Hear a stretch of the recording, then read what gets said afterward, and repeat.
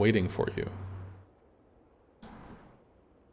Oh! Did I drag him up there and not actually join the damn channel? I might have done that. That might have been what happened. My apologies for that. I think Lego was in the channel, and I assumed that that was me for some stupid reason. But hello, Point. How are you doing? Hello. Well, doing fine. Yeah, so Machine is going to stay in timeout. He can be pretty spicy, so I'm not going to clutter this one up with that. So, okay, so the whole thing came up. I think Machine said something about Russian bias, and he pointed out the Smolensk, and then he pointed out the something else. I don't know. So I asked him why they were, Kremlin. Kremlin. Okay, sure. And then I think the chat changed to no, Petro. Petro is the pinnacle of balance, So then the conversation happened. So I think I asked you, why is the Petro just such the complete outlier? What is the problem with the Petro? Well, as I try to explain in chat, basically, it's by far the strongest map control tool in the game. Okay. And it is so strong that it literally breaks the game because it makes any other sort of playstyle or anything else you might attempt completely invalid. It is just that strong. Can you give me kind of an example? Have you followed King of the Sea, for example? Sure, did COTS casting. Okay, so 2 COTS ago, it was allowed. And for some reason, it wasn't so prevalent on other servers, but I'm from EU, by the way. Yes. On EU, I don't know if you followed EU regionals, but yeah, that was not pretty because Yeah, I think North towards America the later had a stages, ban system, so the Petro was banned. This, that, or whatever stuff. So we had more diversity on our sometimes, but side. even there, I've followed NA too. Like Mm-hmm. even when it wasn't banned, people weren't really too keen on taking it. Mm-hmm. Although granted it was kind of new at the time and not everybody knew like what kind of gameplay environment Petro creates. But towards the later stages of EU regionals, every game was basically like anywhere between 4 and 7 Petros, 4 to 5 being, the usual. Correct. And the reason for that was you could just drive them up the map anywhere you'd like, and they would create such an impenetrable network of radars, hydros, and crossfires, you just couldn't get them out. Sure. And you would just grind everything into dust. So you mentioned it doesn't do a lot of damage, but when you set up those massive crossfires, and they're massive not because of the volume of shells or like the instantaneous damage that they can put out, but because of the extreme angles, you cannot access the caps without being too exposed to a few petros at the very least. Mm-hmm. And that's the problem, because if you have so many petros, you cannot access the caps. Therefore, you cannot play the game. And another problem is you cannot stop them from getting into a position where they prevent you from playing the game. And then you're basically just forced to play something mirrored, right? And Did then it just turns into World of Petro Did you know and not that World of North Warships. America did that in the previous COTS? The one before the Petro came out? Do you mean? So there was I think there was a clan. I don't remember which one, but I think it was CAG, Keep America Great. Okay. They came out with Stalin and Moskva. And Oh, Kremlin. you mean the? Oh, okay, okay. It was the I didn't Stalinium understand what comp. you said. Okay. So it had no Yeah, that's DDs, and it was considered novel at the time because I don't think anybody had actually seen somebody attempt to do that. And that actually ended up, that's it became a real thing in the North American meta for a while. It did eventually get dislodged, but especially in the lower tiers and like the lower and middle brackets for clan battles, it became a thing that people didn't know how to fight against because there was just too much health. They would just line up in a big Russian wall with their bows pointed toward the enemy and just move forward and kill everything and drive them to the edge of the map and kill them. They wouldn't really have the damage because in general Russian ships aren't huge damage ships. They're just not. Although the Kremlin shells, I mean that's quite a bit of oof. And yes, Stalin AP is scary as hell, but like if you're just, HE shooting at each other slowly over time, they're not huge amounts of damage per se. But that was a thing on North America for a little while. Now, I wasn't in a Hurricane clan at that time, so I don't know what Hurricane clans did to deal with it or erase it or outplay it or whatever, but the concept of the 12-kilometer just everybody has radar, so screw DDs, that was a thing before the Petro came out. Maybe the Petro made it more viable? No, the Petro made it, well, from a theoretical standpoint at least, the Petro made it viable to begin with. What you're describing there is commonly referred to as the, like, well, you call it the Russian wall. Basically, it's some sort of wall variation, steel, iron, whatever. And that strand wasn't really it is not really that new. It didn't pop up like 3 COTs ago. That has been a thing since Stalingrad was added to the game. See, I'd never. I would think that. I mean, you would assume that it's not such a strange idea that you just pick a gigantic cruiser and you stick a bunch of them on the field.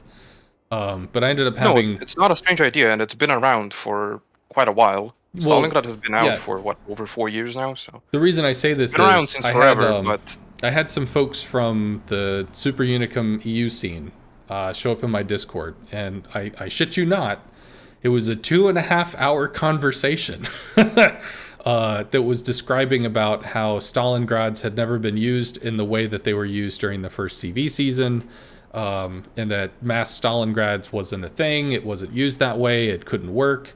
I pointed out the thing where they had done the Moskva Stalin stuff in COTS, and then I was called a liar. So then that was looked at, and then it was thrown out as irrelevant. It's like, it can't be this amazing that people just used a bunch of high health ships that have heavy bows and can point them at the enemy. But I was told that it wasn't a thing, but I don't know how far back the folks in that situation, how far back their memory went.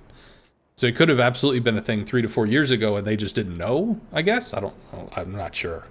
For us, I started playing Hurricane level competitive back in season 9, I think it was, the first one where CVs were included. And I got trained basically with a guy who had trained Hurricane teams for the past 6 or 10 seasons or whatever the hell the number was. I don't know. I don't know if he started the first season, but he'd been around for a long time. His name is Cowboy Wyoming. If you've ever met him, he's known on the North American server. And we initially did like literally a 5 to 6 Stalingrad comp. Well, I think we had 1 or maybe 2 DDs, and then obviously a CV. And that ended up getting changed to Venezias, because Venezias they dumpstered Stalingrads at the time. That was pre-nerf. They would just salvo a Stalin for like 10 to 15k over and over and over again and just kill it. So we had to make the change. I remember that unfortunate season. Well, I'm glad you remember it, because I keep being told by high-level competitive players that the reason the Venezia existed was because CVs are scary. And it's like, the reason the Venezia existed in North America is because they killed Stalins, and they had tools against CVs. And it was literally a 2.5-hour conversation of people telling me that I have no idea what I'm talking about. So that was awkward. But anyway, that's different vein of topic. I can jump around a lot. My apologies. Okay, so let me ask you a different question. In the case that you're describing, so you had a team with 6 Petros or whatever that could claim map positions in just an obnoxious way, and they couldn't be dislodged because Petro. Is it more... I'm trying to think of how to phrase this. Is that a problem because the Petro doesn't have a quote-unquote natural predator? Like, there's nothing in the game necessarily that erases the Petro right now, so because the Petro exists and doesn't have a natural counter or a natural predator, that playstyle is just a thing that's going to exist and be an issue. Does that make sense? Well, basically, that's what it boils down to, because the ships in the game and the way the game currently functions, they just don't have the tools necessary to deal with a Petro going somewhere. So Stalin's and Moskva's not being as resilient as the Petro means that even if you Not brought all nowhere of them, near as resilient as Petro, yes. yeah, but they do have better damage and utility. But because they can be broken faster or more consistently, that allows the map to open up and be played with other comps. That's what you're saying, yes? Yes, that's part of it. But the bigger part is due to how fragile they are compared to a Petro. Stalin and Moskva cannot get into positions that lock the map away to such a degree that the game becomes unplayable. They cannot physically reach those positions because they will die, and Petro will not. So that's one thing. And another, which you've already pointed out, is even if they, get to a certain position, it is much, much easier to dislodge them and deal with them than it would be with a Petro. Okay. Would you be able to get those ships into position if you use smoke? No, because the enemy team also has radars. They would have to Like 12 get cam into radars position extend within very 12 far. kilometers? Yes, that's how deep Petro can go. No, I understand. Oh, so you're saying like a Petro can take, can be 8, 9, 10 kilometers away from enemy ships and still be able to get into positions even though it's spotted? Yes. Okay. Obviously, you wouldn't be 8, 9, 10 kilometers away while you were, going for the position, but Mm-hmm. eventually, the position is indeed so deep that you're basically next to enemy ships. Not necessarily face tanking them, right? Because you don't want to be giving away your HP for free. But it is just incredible how deep the ship can go because it is so resilient to damage. Okay.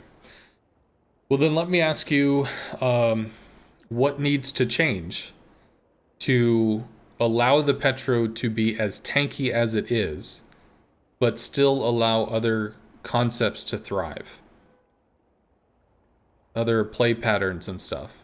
Because basically, if I understand correctly, Wargaming has the Petro be extremely obnoxiously holy crap tanky. That's its thing, right? Kind of like the Napoli is also a very tanky ship. She might not be a Petro, but she's a very tanky ship. And there are other things. Like, that's part of a defining concept for what the ship is. So in that case, Wargaming has started to reduce the DPM even further on the Petro, for instance, which people are like, but that's not the problem. The problem is she's so damn tanky. Why are Yes, you that not is that addressing is the issue? that is correct. Yeah. The nerfing Petro's DPM is like the completely wrong approach. Well, what if Petro you is not a removed the ship guns that from the is, Petro? What if the Petro had no guns? Would the Petro still be an issue? well, obviously it wouldn't, because then it couldn't threaten ships. Well, then I'm gonna say this, and this will sound silly, but there's a balancing concept or like a saying. If you have a skill that does 1 damage, just 1 point of damage, is it OP or is it underpowered? Well, it's probably underpowered because 1 point of damage is probably shit. If you have a skill that does 1 million damage, is that overpowered or is it underpowered? Well, it's probably overpowered because 1 million is a pretty big number, depending on what you're playing. So theoretically, there must be a number in between those two numbers where it starts to fit and be correct. So if the Petro, for instance, had a 35-second reload time on it, is the Petro being tanky a problem? Possibly. Maybe. So it's like, I understand how the reduction of damage, for instance, doesn't address the core issue of this is too damn tanky. But that's not the question. The question that needs to be answered is, how do you allow this to be so damn tanky and yet not shut out other playstyles? How do you allow it to be unique? Does that make sense? Well, yeah, it does make sense. I just want to touch upon what you just said with the 1 damage and the million damage. Mm-hmm. Of course, theoretically, you could do something like that, but finding the right balance for that, first of all, is basically impossible, because you can't analytically quantify everything that goes into the ship interactions and the balance so that you could precisely find that number. So that's like the technical aspect of it and the difficulty of actually finding it. And then there's the other aspect of whether you should even do it. Because if you're forced to do something like that to make a ship fit into the game, that's a very good indicator that its entire design concept is just wrong, and that it needs to function in a different way instead of fiddling with its numbers to make it fit in. And that's what people mean when they say that nerfing its reload is the wrong way to go about it. But then what's the right Because way to go about there it? is a much healthier and better way to fix it. Obviously, one way would be when we're just talking about Petro as a ship that it's supposed to fit into the game, Mm-hmm. not really staying glued to any attributes that it has. One obvious way you could make it fit is to just make it less tanky, which would imply raising its freeboard basically, so that it couldn't just walk around like a submarine and ignore damage. Okay. That would be the simplest way to fix it. But if you wanna, for example, preserve its tankiness, although I personally wouldn't agree with that because why the hell does a ship need to be that tanky? But that's beside the point. Mm-hmm. If you want to preserve its tankiness, Napoli is a very good example, which you brought up, Mm-hmm. of a ship that is very tanky, not necessarily as much as a Petro, but it is indeed incredibly resilient to damage, yet is not broken. And what is it that Napoli lacks and Petro does not? The utility. Napoli has basically no way of providing information, and Napoli has no way of denying space in a way that Petro does from any ship. Because, for example, DDs are limited solely by their own concealment when they're fighting a Napoli. Whereas with Petro, 12 cam, gotta get out. Sure. Petro denies too much of the map. And add to that the guns, which have basically battleship penetration. So the crossfires that it provides are also insane. Because you just can't walk in, even with a battleship. Like, even your Kremlins will get citadeled at like 12, 13 kilometers. So in this case, it's not necessarily okay. So there were two parts, I think, three parts actually that you might have brought up. And oh man, I think I lost the first one. I'm sorry. Do you remember the first thing you said? About what? About the nerfing reload or about comparing to Napoli? No, the Napoli was later in. Damn it. Maybe it'll come back to me. I'm sorry. No, I was just explaining how I think you said nerfing freeboard. its reload is, Freeboard might be an not the issue. greatest solution. Yeah, okay, so one way you could fix Petro and Yes. make it fit into the game would be to nerf its tankiness, and the most logical way to nerf its tankiness would be to raise its freeboard, because there is no other ship in the game that is a cruiser or a battleship that is a tier 10, of course, that is that low. Like literally, a gearing has more freeboard than a Petro. And the Um, Petro is a ship that is supposed to have a vulnerable citadel and a broadside, so that you could, you know, sure. punish moves that it currently gets away with just because it's basically a submarine. Yeah, because it's yeah. I have heard the freeboard thing mentioned a lot. So I do actually think that the raising the freeboard would be sensible and fit within the concept of the Russian line, because by all intents and purposes, the Russian cruisers, the Russian battleship, even, it's vulnerable to flanks. That's kind of the gimmick. It's powerful bow in, it's vulnerable to flanks, such as the Life. Even the Kremlin is vulnerable to the aerial flank, and that it has AA that can be blown off. And the first time I ever heard the area referred to as a flank was in Overwatch, actually, because I think Farah, whatever, she operates in the sky, and theoretically that's a different place that you might have to look. Therefore, in a way, it's a flank. But anyway, I do agree with raising the freeboard. I think that would be something that would allow her to be more punished, and I think that you do need the ability to punish ships if you are able to get an advantaged position on them. So no, I do agree with that, and I think others agree with you on that as well. That being said, if that was the case, she might likely get a freeboard raise, but then an additional like 10 or 15,000 health. Because while you are adding a weakness, you are adding a punishability. If the core concept of the ship is still she's supposed to be a tanky brick, well then you still have to provide her the tools to be a tanky brick. But moving on to something else that you said, Napoli is tanky, but the Napoli doesn't have radar. I don't even think the Or Napoli has hydro. hydro. Yeah, so No, it doesn't. because Italians don't have it outside of what, the Gorizia, I think it is, which is like a novelty ship. Yes. So it's not just the issue about the fact that she happens to be obnoxiously tanky, because in a way, being obnoxiously tanky happens. It's the fact that she's obnoxiously tanky and has access to consumables, which can be game changing. Because I have heard a few times, and I was confused as to why I heard this, but now this puts it into perspective, about removing radar from the Petro. And it's like, in a way, you can't do that because all Russian cruisers, I'm pretty sure all Russian cruisers have, radar if they're tier appropriate. So it's like you're removing a piece of its identity. So in a way, if you're going to have this gigantic tanky bundle of stuff, it would be better to have it on a nation that doesn't have radar, for instance, because then you wouldn't have that identity issue. So I think personally, if you raised the freeboard, which allowed you to punish from a flank, the radar duration is already pretty low. I mean, theoretically, you might skim 5 more seconds off of it, take it from 17, 18, I think, when fully spec, down to like 12. In which case, you get a very brief window that your team will be able to take a pot shot at a destroyer that's poking his nose into a cap or something of that nature. Because the 7-second radar delay, 5 seconds of visual, whatever. And then, of course, the Petro, I think, would only get a single shot in a 12-second window. No, Petro gets 2 shots off in its radar. Yeah, but if you the radar mod and the skill, you can get Petro radar up to 22 seconds.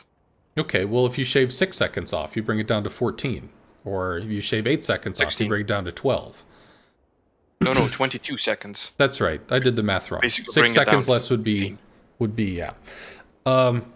Still, like if you pulled X amount of time out of the radar, in that case, if you pulled the time out of the radar, would you even still spec it? If you brought its radar down to like 10 second, the 10-second radar, you have 20 second off the slot 2, and then you'd have another 1.2 if you spec in the commander talents, bring it up to 13.2. Would you even spec it? I mean, yes, you might, but... Well, seeing as it has no alternative consumables to radar, yes. No, but in all seriousness, I mean, yes, you would. But... No, it has both Hydra and radar. Yeah. Well, you could... slot 2, you could put the fire resistance instead of... Oh, you mean the module, not the consumable? Yes. Sorry, I was talking upgrades. Upgrades in commander sounds. Like, you just wouldn't spec for it because you'd light off your radar, you'd get your shot because you literally see it because you're the Petro, and then your team's going to have, like, 5 seconds or 3 seconds to see the destroyer that they already know where it is. It pops onto the screen, they fire off their shot, and then it goes dark again. So what if you had an increase in freeboard, so that increased the punishability, and you pulled back the radar a little bit so that it had less competitive pressure, say. Yes, you could like the DD. Yes, people would get a volley off on him, but it would be one volley. Would that be something that would put the Petro in a better position for you?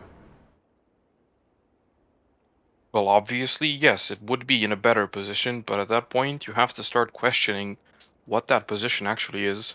Because if you make the Petro vulnerable, especially by... well, more vulnerable, especially by raising its freeboard. What's the difference between a Petro and a Moskva then? Moskva has a longer radar and more punishable sides. Also, the Moskva has a obviously there's citadel that goes all the way out. I don't mean differences as in literally list of things that are different and by how much. But I mean in terms of play style and the role of the ship and what it accomplishes, what it brings to a team. Because then you cannot put Petro into stupid positions anymore, and you would have to put it into positions which are more or less the positions where you could put a Moskva as well. And a Moskva brings much more range, better radar, and more accuracy, better accuracy at longer ranges. So at that point, you start questioning the existence of Petro. Why does it exist? From a competitive standpoint, right? Because it's even tankier than the Moskva, and it has better AP. I think it has better AP than the Moskva. Yes, it has much better AP than Moskva. It has basically battleship AP. But you also have to consider, you have to be in a position where your AP can make a difference. Because if you're looking at bow-in ships, that great AP isn't gonna do you very much good, right? Whereas, as the Petro currently is, and the positions that can currently access, Mm-hmm. that AP will definitely not be looking at bow and ships, which is another part of the problem. It's the whole combination of extremely tanky and able to get into stupid positions and live in them for a very, very long time, longer than any other ship that you might put there, while also having the utility and the damage threat to just lock down the map and grind the enemy team into dust. So that's basically, in a nutshell, the Petro problem. It's just a ship that brings something to the game, which essentially has no counter. I will, of course, not even mention CVs, that's a whole other can of worms, but I'm talking strictly competitive and King of the Sea type stuff. I wonder if subs would counter it. Pop up That's on another a. can of worms I do not want to open because the submarines are also a very, very questionable topic in the class. I just mean if the sub was able to go to max depth, pop up on a position that could actually rip into a Petro. Theoretically, you can't detect the sub on the way unless you had your own sub using hydrophone. Um, but that could dislodge a Petro just because of the alpha off of a sub. Although I don't think a sub alone could alpha a Petro off the board. Maybe with magnetic torps, maybe. That's still a pretty YOLO I play. don't know. Like submarines aren't even final yet. They're Sure. just Yeah, I a know. whole They're mess currently. So still being messed around with. yeah, it's really, you could speculate and say a lot of things about sub and Petro interactions and whatever, but Mm-hmm. I honestly don't see the point of that. Yeah, until it's final, it doesn't matter. Um, well, you'd mentioned, okay, so if you increase the freeboard, I mean, it doesn't have to be that the ship is like floating out of the water. If you increase the freeboard by a small percentage, you raise the ship up by like 10% of its length or something out of the water. So it's slightly more. It's not a floating citadel like a Minotaur, but it's more. It's more that you can really bite into it if you happen to have that shot. If you reduce the radar, I think it means that it's going to be able to lock down a position, but it's not unapproachably locked down. It's something where a DD could pull out a radar and expect to survive, to throw torpedoes or challenge a cap or do something like that, in which case you'd need 2 Petros, etc. So would you bring the Moskva instead? You could, but you still have the spaced armor of the Petro. You still have the better AP threat. You still have the reduced detection of the Petro. I mean, there's still a lot there that it's a different box of tools. So Yes, but then you still have the same problem. That's the but thing. I don't think so, because if you're pulling it out to where you were saying that the issue is that it can just say I don't care and YOLO into the middle of a situation, show your broadside, and just laugh in your face while it gets to wherever it wants to go anyway. If you raise the Well, not freeboard, exactly broadside. I mean, it does get away with that as well because it is so low. So sometimes so dispersion just says no. yeah, so Obviously, if it's full broadside, in terms of game mechanics and penetration and stuff, it can get punished. Obviously, you wouldn't just, point autopilot to where you want to go and just, leave the room for 5 minutes. not gonna lie, we've had somebody do that in a clan battle. He wanted to go make a sandwich, so he just set the autopilot and lost half his ship. Yeah, I mean, a lot of times, that's what would happen to a Petro as well. Okay. But the combination of the armor, of the low freeboard, of the decreased concealment compared to other Russian Mm-hmm. cruisers, that's what allows you to go for those positions and then wiggle in there. Yeah, but You won't be full that's where broadside. we You'll be a bit angled. You'll turn in here, turn out there. You'll get there, and go you'll be back able to to the stay there. beginning of the discussion, which is how do you allow something like that to exist in the game while making it, to where you can still play the game. And that was if you increase the freeboard so that it can be punished. It's not a floating citadel. It's not a mosque, or it's No, not no, it's not the a same thing. It's not minotaur. the same thing then. Okay. Increasing the freeboard does not preserve getting into positions. Like increasing the freeboard kind of starts making it compete with the Moskva in the same exact role. Yes, and then you had said if you increase the freeboard, if you lower the radar, why wouldn't you take the Moskva? But the Moskva has No, no, no, no. differences. Increasing the freeboard is just a way to make Petro fit into the game. Sure. It's not a way of preserving what it currently is while also making it balanced. It changes the ship concept. It's just a way to make it balanced. If you Okay. want to preserve the ship concept, which is Well, I think tanky as shit and can't get it out, I honestly think that you would have to. if you increase the freeboard, the amount of punishment that a Petro takes is still more than a Moskva, right? Because it's got spaced armor, the way that it's built, it should outlast a Moskva in general because it's a Petro. Yeah, it Yes, it might not will, be but getting ripped in from the side, but if you increase the freeboard enough and make it vulnerable enough, then it stops being able to get into those deep positions unassisted and right out of the opening. That's the point.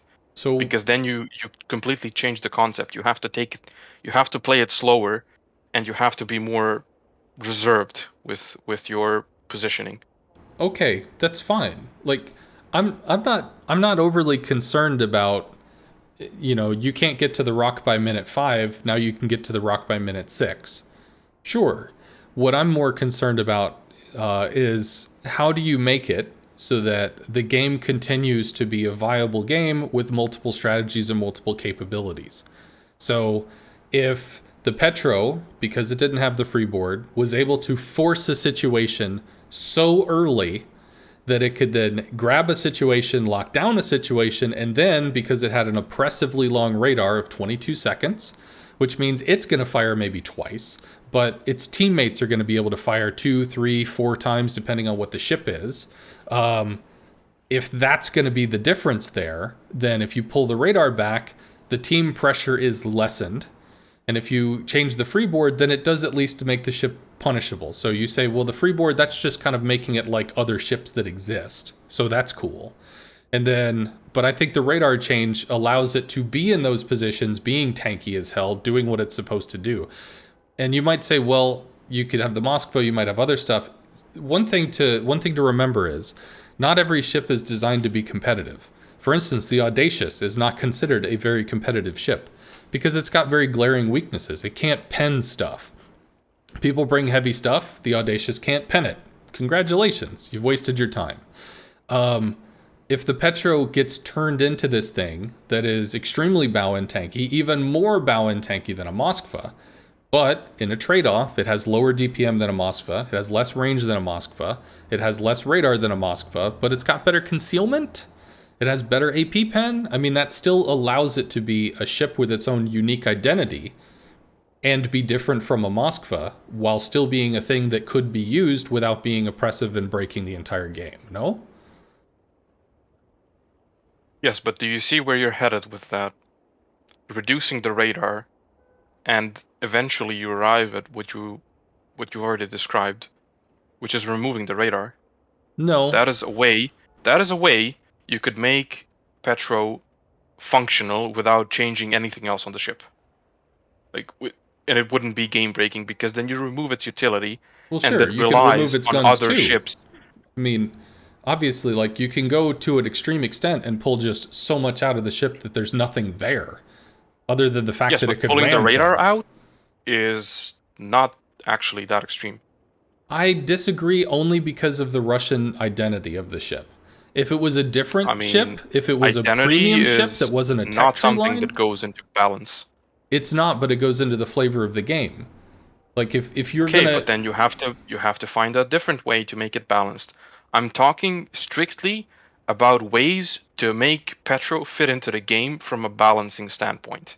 so I don't you don't particularly think care about the flavor, the identity, or whatever of the well, I ship. realize that, but do you not think if you gave Petro a base radar of 10 seconds, which could be extended all the way out to 13.2, you don't think that would be enough of a nerf on its radar capability to make it to not have removed radar, still give it the ability to do radar and radar-like things, but have removed the oppressive part of it? Because the No, oppressive part isn't its own guns. The oppressive part is the teammates. no. The oppressive part is very much its own guns, and Okay. you have to think about Petro on its own, right? If you talk like randoms or ranked or whatever, Mm-hmm. you know, you can sail around, you can because you're stupidly tanky. You can basically do whatever you want. You can just sail into stupid positions as well and just punish ships. But in randoms and ranked, you wouldn't play it like you would in competitive. You wouldn't go take up a position and then just sit there and try to provide map control, because that would imply you're playing with, you know, sane human beings who know how to utilize the strengths of your ship and play around you, which is 99% of the time not the case in randoms and ranked. Like, you're just playing with people who don't give a shit and just like sailing their shiny boats around and shooting. Sure. So you'd play it differently, and balancing precisely for that scenario is not exactly the same as balancing for competitive, which would show you up to basically some sort of, let's call it an efficiency ceiling or whatever, what a ship is capable of. So balancing for competitive and for specifically for randoms and ranked, it wouldn't be exactly the same. So I'm talking mostly about the competitive side, Yeah, I realize because that. that's the side of the game where you see how the ships really interact and what is within the realm of possibility for the game. Because not everything that can happen with certain ships and will happen in randoms and ranked. Like, a lot of interactions are just missing from randoms and ranked. Sure. Because, right, okay, so Yeah, I mean, team play is endemically going to be more interesting than semi-solo or uncoordinated play. Yeah, of course. yes. And your proposition of reducing the radar down to 10 seconds, 10 seconds it's base. still, yes, that's next.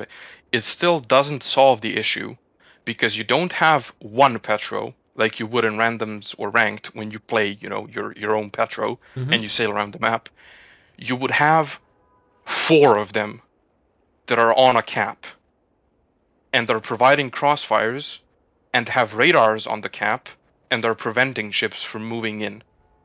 And even if you reduce the radar to 10-ish seconds, if you literally have four of them on a cap, it is still incredibly oppressive How to can deal you with, and you how still cannot approach.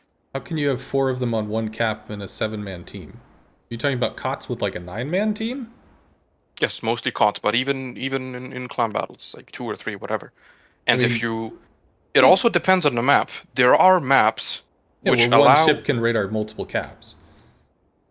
okay, that too, but there are maps which have such positions that allow Petros to deny the cap by bow poking you.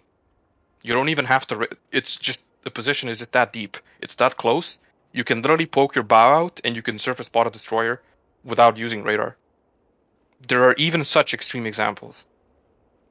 And even if that is not the case, if you have a map where cover is a long way away from the caps or whatever, you could just have, a supplemental radar that will provide the vision that you're lacking because of the radar nerfs to Petro. And that still doesn't alleviate the issue of having like two or three of them running around and preventing your ships from approaching the cap. So if you can have 2 or 3 ships watching a cap, why can't they just be Moskvas doing the same thing with radar that's twice as long? More than twice as long. Because the other two or three ships that you might want to replace with a Petro, or that is a Petro in my example, and you would want to replace with the Moskva, the Moskvas will not be able to get to positions which prevent the enemy team from moving in, whereas the Petros still will. And even if they're not able to provide all of that insane vision for themselves, right? The amount of vision they're able to provide is massively decreased by 50%, about a bit less, but whatever. You're still going to be able to put them into stupid positions, and if somebody else is able to make up for that, vision that you lost, you still have a problem, because you're able to supplement what you've lost with basically one ship. And removing one Petro from a team comp that already has or had four and now is down to three does not make it much better at all. Okay. So so you're saying that if you have a reduced amount of radar in a Petro, you could, for instance, supplement it with a Nevsky that's going to have the longer range radar, that's going to have a longer duration radar, or potentially with a Moskva that's maybe just in a less sneaky, safe position, whatever, but still has range to be able to hold a cap for a longer Yeah, duration. so Moskva in an appropriate, like a normal position, that would be the most likely replacement, as long as it still provides the vision Sure. that you need, and you're now lacking because the radar got nerfed. I guess I would need to see an example of why that would be an issue. Um, Having the Petro be forward and have a 10-second radar to supplement the 30-something second radar of a Moskva. Because ultimately, realistically, it comes down to it's an additional 13.2 seconds. That's the difference. Versus bringing a different ship that's going to be in the same spot, being tanky, maybe a Napoli or a Napoli or something else that you feel that can fit into that spot. The difference is 13.2 seconds of radar, which I recognize is a non-insignificant amount of time, but as you have that first, I think it's 7 seconds of a radar, which is not transmitted to the team. It's just not a long window for people to be able to take a shot. Like you get a few seconds to get to pop your shot off, and then that's what you get. You get one shot in the Petro, you get one shot as your teammates, maybe two in a really rapid fire cycling ship, like what, a Smolensk or something? Maybe, possibly 4 seconds on that. Or Smolensk, I guess you get 2 volleys out of. Maybe a Ragnar as well. But I don't know, man. Like I get it's. I don't know. I feel, I'd have to based see on an the example. examples you've just listed, like how much damage you would get out of the ships, I feel like you're underestimating the amount of damage those shots will actually do. Yo, no, Because no, I like Smaland believe. and Ragnar will get much more than 2 salvos in. Even Smolensk will be able to get like 3 salvos in, even 4, because you'll blind fire the 4th one. And the Petros themselves, you're not sitting So you're saying like, that the Smolensk locked in is. a cave So and you're. just pretending you're a radar island. You will actually have your guns on the target. And then when you have like 3 Petros and the Moskva staring down at a cap, right? That cap is untouchable for a destroyer. So you're saying that. And then you also have all of them just peeking from cover and focus firing whatever is trying to approach of the bigger ships. So Plus a battleship somewhere, roaming around. That's a lot of firepower. That's a lot of guns. you're in BANCV, yes? Yes. So you're saying that in BANCV, when this hypothetical 13.2 second Petro lights off his radar, your team is going to be primed for that. They're going to look at the mini map. They're not going to see the visual rendition of the ship, so they're not going to have a lock on or anything. But they will blind fire off of that in the Smolensk, say. So No, no, he no. lights off the radar. He takes a blind shot, which is going to be at like say 2 seconds, 2.5 seconds into the radar. And then a small, I think, has a gun cycle rate of about 3.5 to 4, give or take ish, which means Four that's and a going half to seconds. 4.5 seconds. So at 2.5 2 seconds, you're going to take an initial blind shot. Then at 6.5 seconds, you're going to take a blind shot. Well, at that case, you probably just wait for the radar to finish the 7 seconds, light the It's ship. 6 seconds. 6 seconds, I'm sorry. For some reason, I thought it was 7. So cool. So in that case, you're going to take your shot at 7. I think it is what it is. 2.5 up to 6.5 to 7. You take a shot there. 4.5 seconds after that's going to take you to 11.5. So you now have 2 guided volleys where you can see your target. And then you have the blind fire shot after the target has disappeared. So you have 4 volleys off, 4 volleys off of a small. One which is a blind fire map shot, like you're in a storm. 2 which are actually you can see your target, and then 1 is the after shot. Correct? Not necessarily the Well, you were first saying blind the shot, small's but going to yeah, you're get gonna four have 2 four shots with shots. vision and another blind shot at the very least. Okay, so it'd be 3 then. So At you the would very least, not yes. I mean, take you you can would keep not blind firing take the afterwards. complete blind fought like the storm shot. I mean, you could, but depends on your position. Sure. And if you want to get a bit more specific, If Petro is allowed, you're not going to see a Smolensk on our team. It's just going to be another Petro. Well, yeah, Smol disappeared a long time ago. Gaishu used them in North America for a little while. He did like a DD clan thing, or a little DD hunter pack thing. Oddly enough, I actually brought an Audacious into clan battles for fun. I ended up seeing him twice, and he stopped doing his DD stuff. I'm not taking credit for that, but I'm not taking credit for that. And then he swapped to a double Smolensk thing where they went wide, smoked each other, and whatever. But for the most part, yeah, Smolensk has dried up and disappeared. It disappeared mostly due to the armor nerfs and the ability of basically everything to overmatch it everywhere. So effectively, in order for the Petro, COTS, it disappeared because ships that are not available to buy are not open to play. Yeah, there's that plus the nerfs. So yeah. Well, not open to play in COTS. I'm heavily thinking about clan battles, so my mind goes there, and you can bring in something in clan battles if you want. In clan battles, it's a bit different because the smaller format, it usually means that you're gonna have more. The playing field is much smaller, and you have basically all of your ships playing on a much smaller space because of the way the caps are laid out on the map. So Smolensk does not do well with focus fire. Basically, if you're able to keep it safe, then yeah, it's mega busted. Like it has the damage output of 2 ships. It's stupid. But in clan battles, it doesn't do too well because clan battles are all about getting in close, and just fighting for space in a very very constrained part of the map. So basically, Smolensk would just be too close for comfort. Yeah, you definitely have Given how fragile it is. You definitely have a different playstyle than North American teams. We're much more attrition based. I think actually you made that point a few times in some COT streams where you're like, why the hell are people just waiting around? North America has a lot of trading that they do for the first 10 to 15 minutes.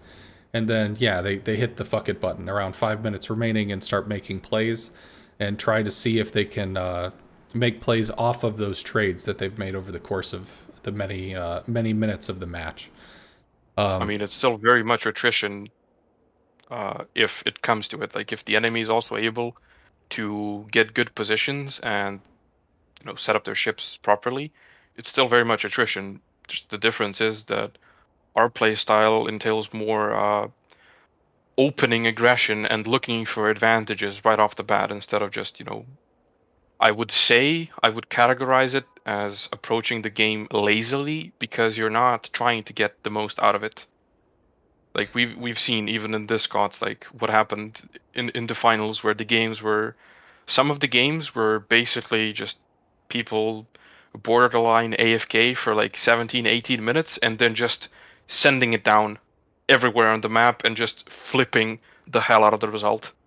Like you're not building an advantage steadily and playing in a controlled way, which is, that's not a very consistent way to win.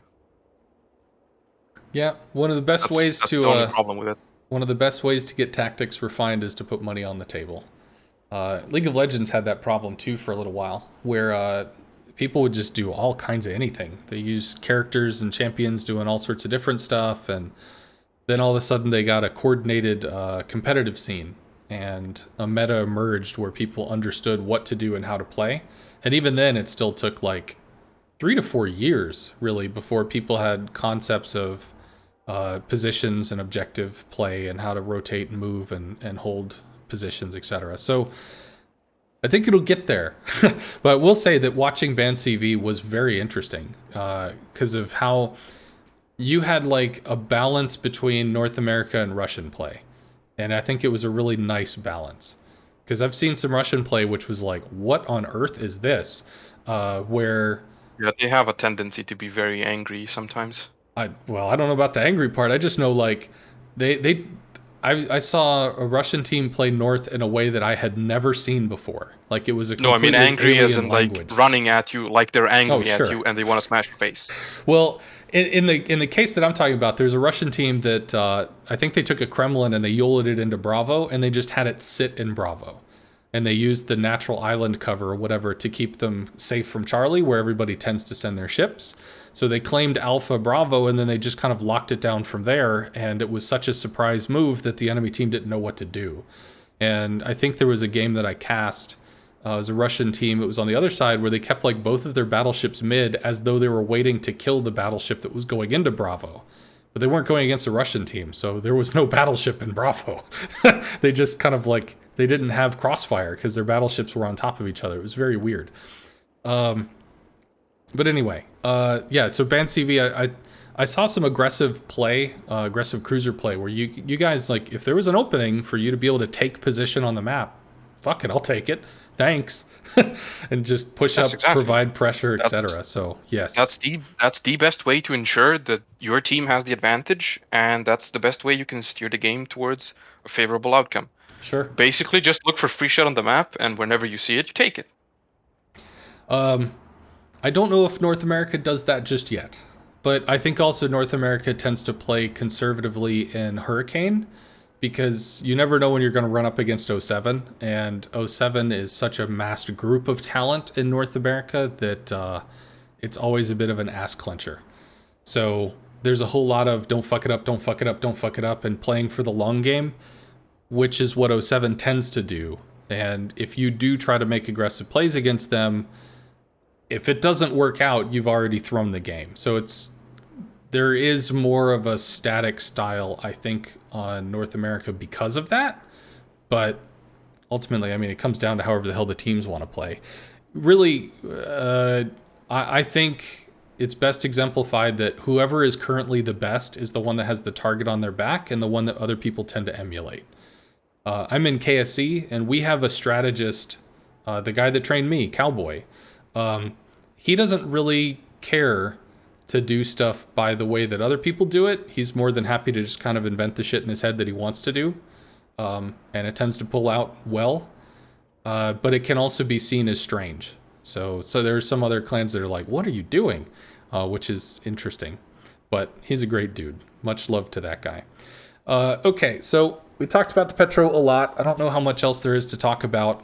I mean, I'm still locked in on the shorter radar thing. I realize if you remove the radar, then that might slot it into where you think the ship would be able to thrive on its own. But wargaming does not make this game for the competitive scene. The competitive scene is probably like 1 to 3% of the populace, if even that. At least in the high Probably end. less.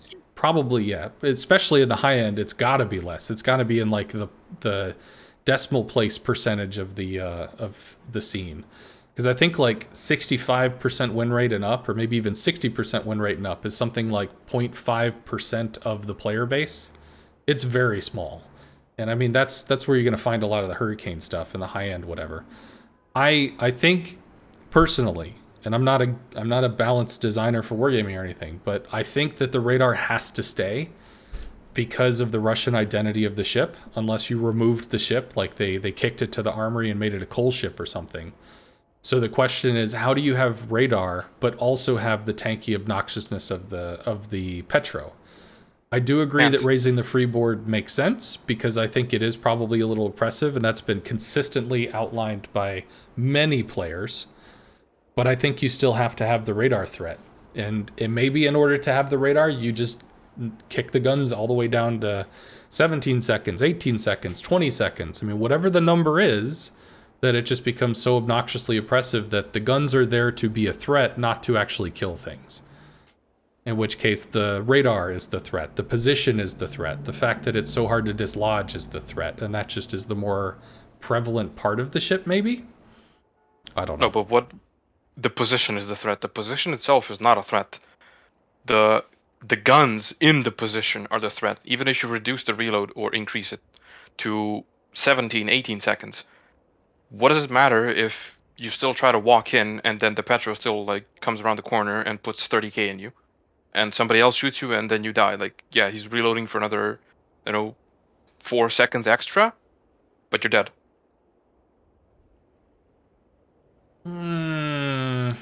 You'd have to give me an example on that one. You talking about? Shit. What are some maps here? There's a map that people really like, the island or something on like the left. There's ABC. A is kind of its own thing. There's, it's not Islands of Ice. What the hell is it? I never remember the names of these things. Northern Waters, maybe. Northern Waters. Let's try that one. I can That's find where it. ACAP is kind of. Yeah, that's it. So you say you got a Petro over there. Because the Petro is there, he's got radar, he's locking shit down, so a DD can't step foot in the cap without being lit for a period of time. We talked about the radar shit already. So if you wanted to dislodge the Petro, then you would have to make a play, and he could, of course, come around and just like, surprise motherfucker you with some AP, right? So Yeah. In this case, how do you dislodge him? Well, the only way would be to rush a French DD at it, basically. Yeah. That's the main way Petros were dealt with. Just missile it with the Kleber. I mean, and you deal with, for the most part, you deal with Des Moines in a similar way, Salem in a similar way. YOLO plays often are the case, unless you just push the battleship up and shoot it through the face. No, there are many more ways to kill a Des Moines. Okay, what are the ways? Well, first and foremost, obviously, a battleship, because Des Moines gets overmatched by pretty much anything that shoots you would him in take the into face. a competitive game. Yeah, you could just drive a Kremlin or an Ohio into its face and just kill it. Mm-hmm. And it's much more vulnerable to cruisers. Like, you can spam it down. It will take, I don't know, it's kind of an ass pull, but I'd say it takes basically 3 times more time to spam down a Petro than Des Moines. Okay. Like, it just is so much more susceptible to damage from any source. And even cruisers are a big threat to Des Moines. If you drive up behind it, for example, the Des Moines has basically a completely square stern. So if you're 0 degrees in and stern in, anything that shoots AP at your stern will citadel you. It doesn't have to be a battleship for. So I guess let me ask you doesn't have to have overmatch. Let me ask you a different question. So if you have a Petro in this position on the little island thing, why are you YOLOing around the corner to get 30k'd by it?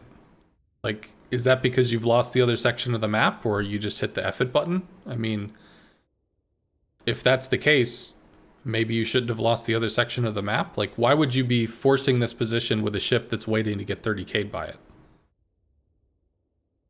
Well, for example, because you don't have a Petro, and you're not able to put a ship on that island as easily, because I don't know how familiar you are with that island and the whole dynamic there, but getting a cruiser to that island, a radar cruiser, is very difficult. Yeah, I see mostly people try to do it with smoke. So yeah, but even they even still then, get hurt. even then, it's very difficult to get it there. It's just it gets hurt on the way in a lot. Sure. And then even when it gets there, it's spammable when it gets there. So, well, from north side at least. South side is a bit safer, but whatever. If you are not able to put a ship there, and the enemy puts a Petro there, the enemy obviously has a much better hold on a cap. Yeah. And if they're able to poke the cap with the DD in your radar gaps or whatever, and take the cap, then you have no way of stepping back onto the cap. And then they can rotate all of their unnecessary ships that are not needed there to hold the cap. And then you're left with the same number of ships, or potentially even more, because the other team that holds the cap has rotated off whatever is not needed. And then you're stuck with ships that are doing nothing, and you have a numbers disadvantage on the rest of the map.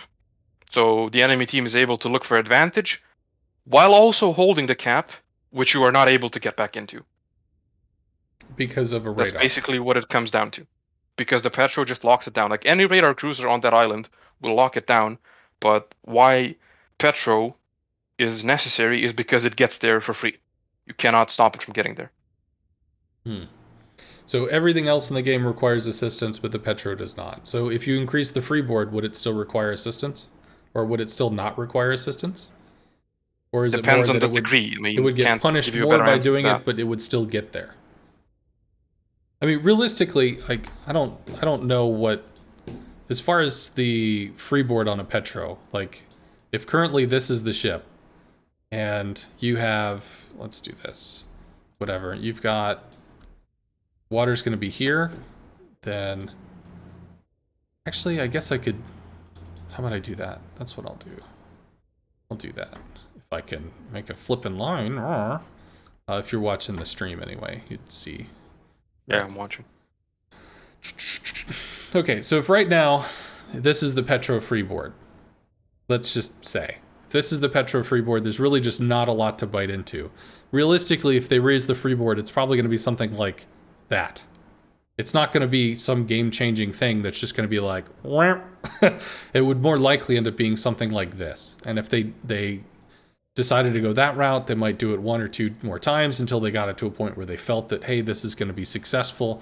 But if we took this from here to say this, is it going to be wiped off the map? No.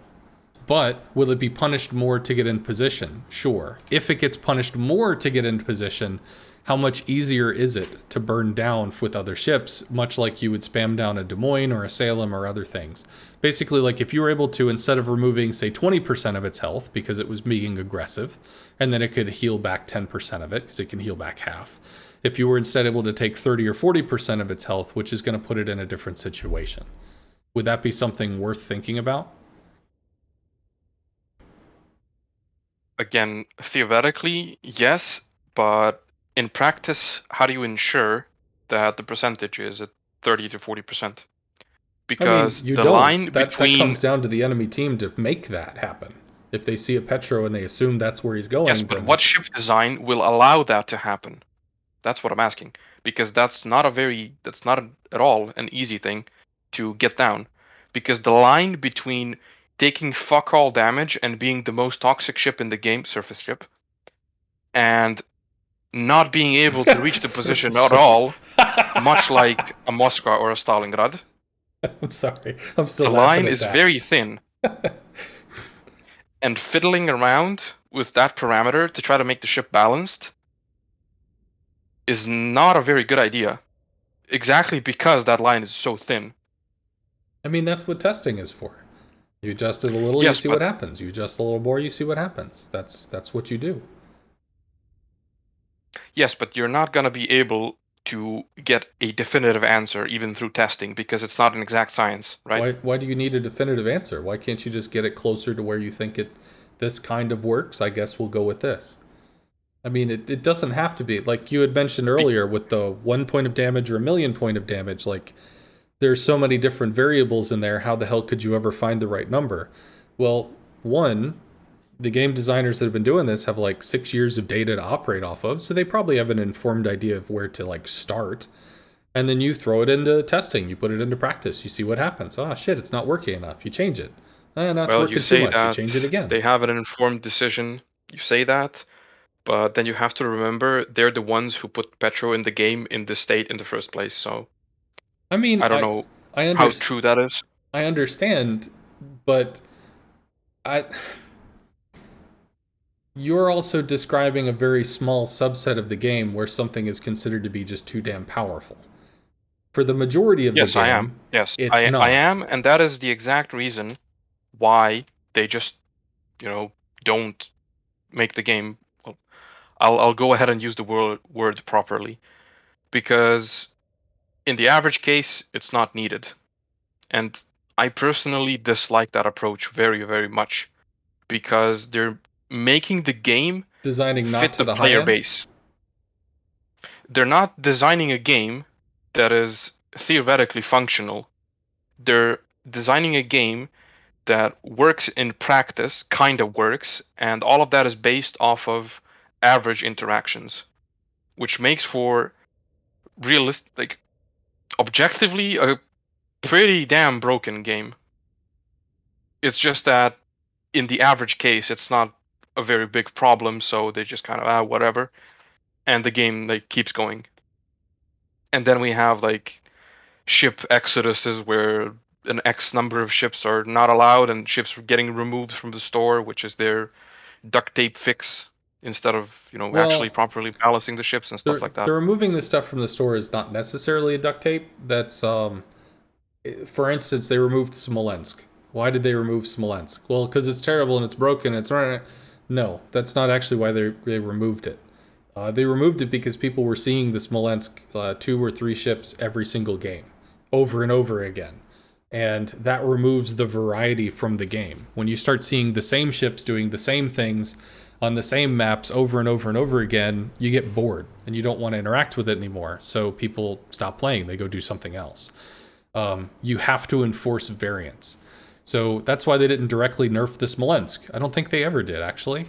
Now that I'm thinking about it, I don't think the Smolensk itself ever received a direct nerf. It got nerfed by No, FHE, got nerfed by the commander rework, changing its ability to double range, and then obviously the other shit that happened to cruisers as well. But still, the reason they pulled it was because it was being overseen. So much like the Massachusetts, for instance. Massachusetts could happen to be in like 60 to 80% of battles because people use the Massachusetts. It's a strong ship, sure. I mean, it's not something that just walks over and wins the game, but it's a fun ship, and a lot of people have a high opinion of it, and they say good things about it, so people play it a lot. Therefore, you see it all the effing time, and people get sick of seeing it all the effing time.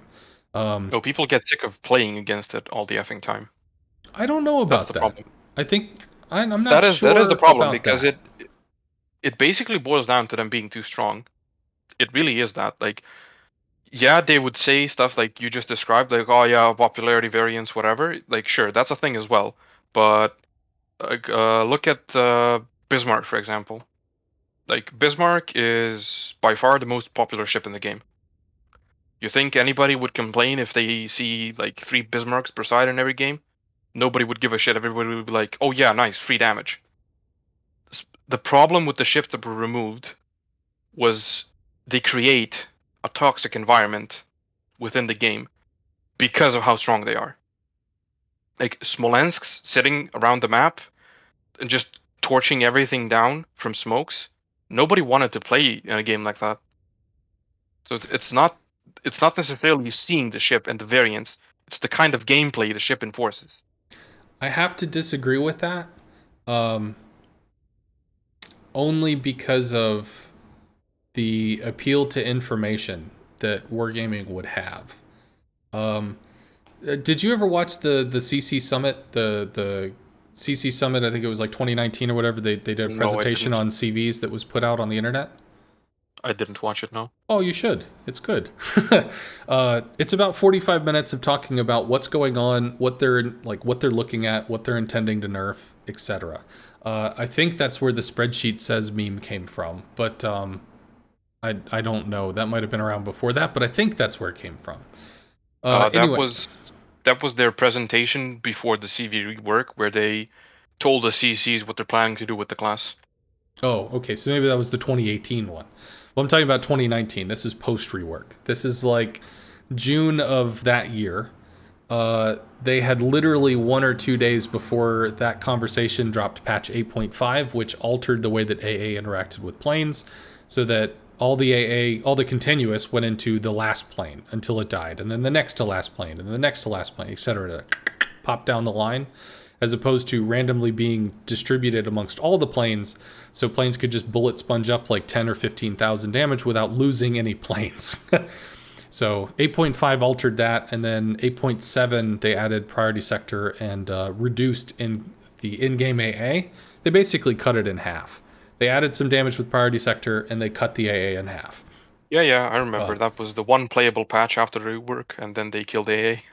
Yeah, I still disagree with that, but I disagree with the oh, it was playable. No, it's just AA was very powerful.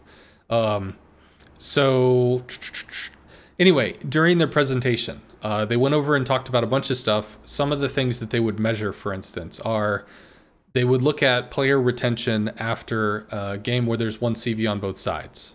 Do people play again? They looked at the numbers. They looked at the same thing of how many people play again if there are no CVs on either side. And the numbers were the same. There was like no or very little statistical variance. I mean, like there was, for all intents and purposes, people logged in, they played the game, they did the thing. If the CV was there or wasn't there, they still played. They didn't care. In the case of a double CV where there's 2 on each side, they did notice a drop. It was like a 0.5 percentage point, maybe 0.75 of a percentage point, but that's still something noticeable. And then I think they also had looked at what the 3 carriers on each side was, and like that was bad. that was no bueno. So they did pull away from the 3 carrier thing and brought it down to the 2. But even still, they noticed that 2 had an outlier, had a variance to it. And they could do the exact same thing for, is a Smolensk in the game? Do people care? Is there 2 Smolensk in the game? Are there 3 Smolensk? Are there 4? Are there 5? Are there 6? What happens after this is what occurs? They could also pull, I think, information on like what happens if you have 2 or 3 games back to back to back where there are Smolensks in the game. Although I don't know if they had that information. And then also they had polling data. They sent At the time, no. They mentioned in their recent-ish video on game balance that basically 2 to 3 years ago, their information access was very limited, and they improved their one of the things system, whatever that gathers information massively, and now they have access. Yes, I saw that. Many different statistics. One of the things that they had in that CV presentation was that they did actually they did put people down in terms of skill. They did not say that it was win rate only. They said that they pulled from a variety of factors to basically make like not a PR for a person, but you know, like if there was kind of a matchmaker rating or just some kind of like way of evaluating the skill of a player. They did made actually their own PR basically.